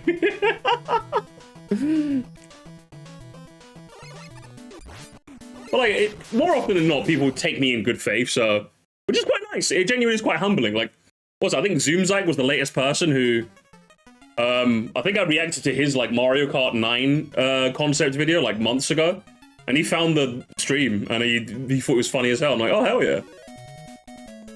Yeah, fuck you, Dr. Wily. I beat the whole game while yapping about my fucking history of my controversy and criticism. Come on, Megaman. Save them both. No, Wily, no. Oh, Wily escaped.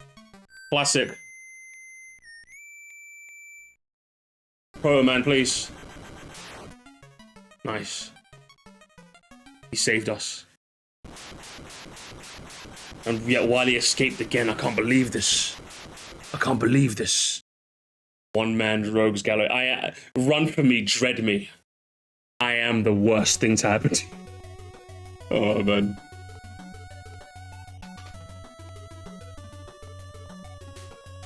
But it's been a fun time. It's been a fun time, Luke. I'm not gonna lie. I do yearn for the simpler Twitch days, Luke, when it was or simple YouTube days, should I say, way back when we used to play Jackbox and then play Breath of the Wild and then play Fortnite, you know. But I'm having a fun time now. I'm having a fun time now, Luke. It's great. I'm doing my 10K special on Friday, by the way.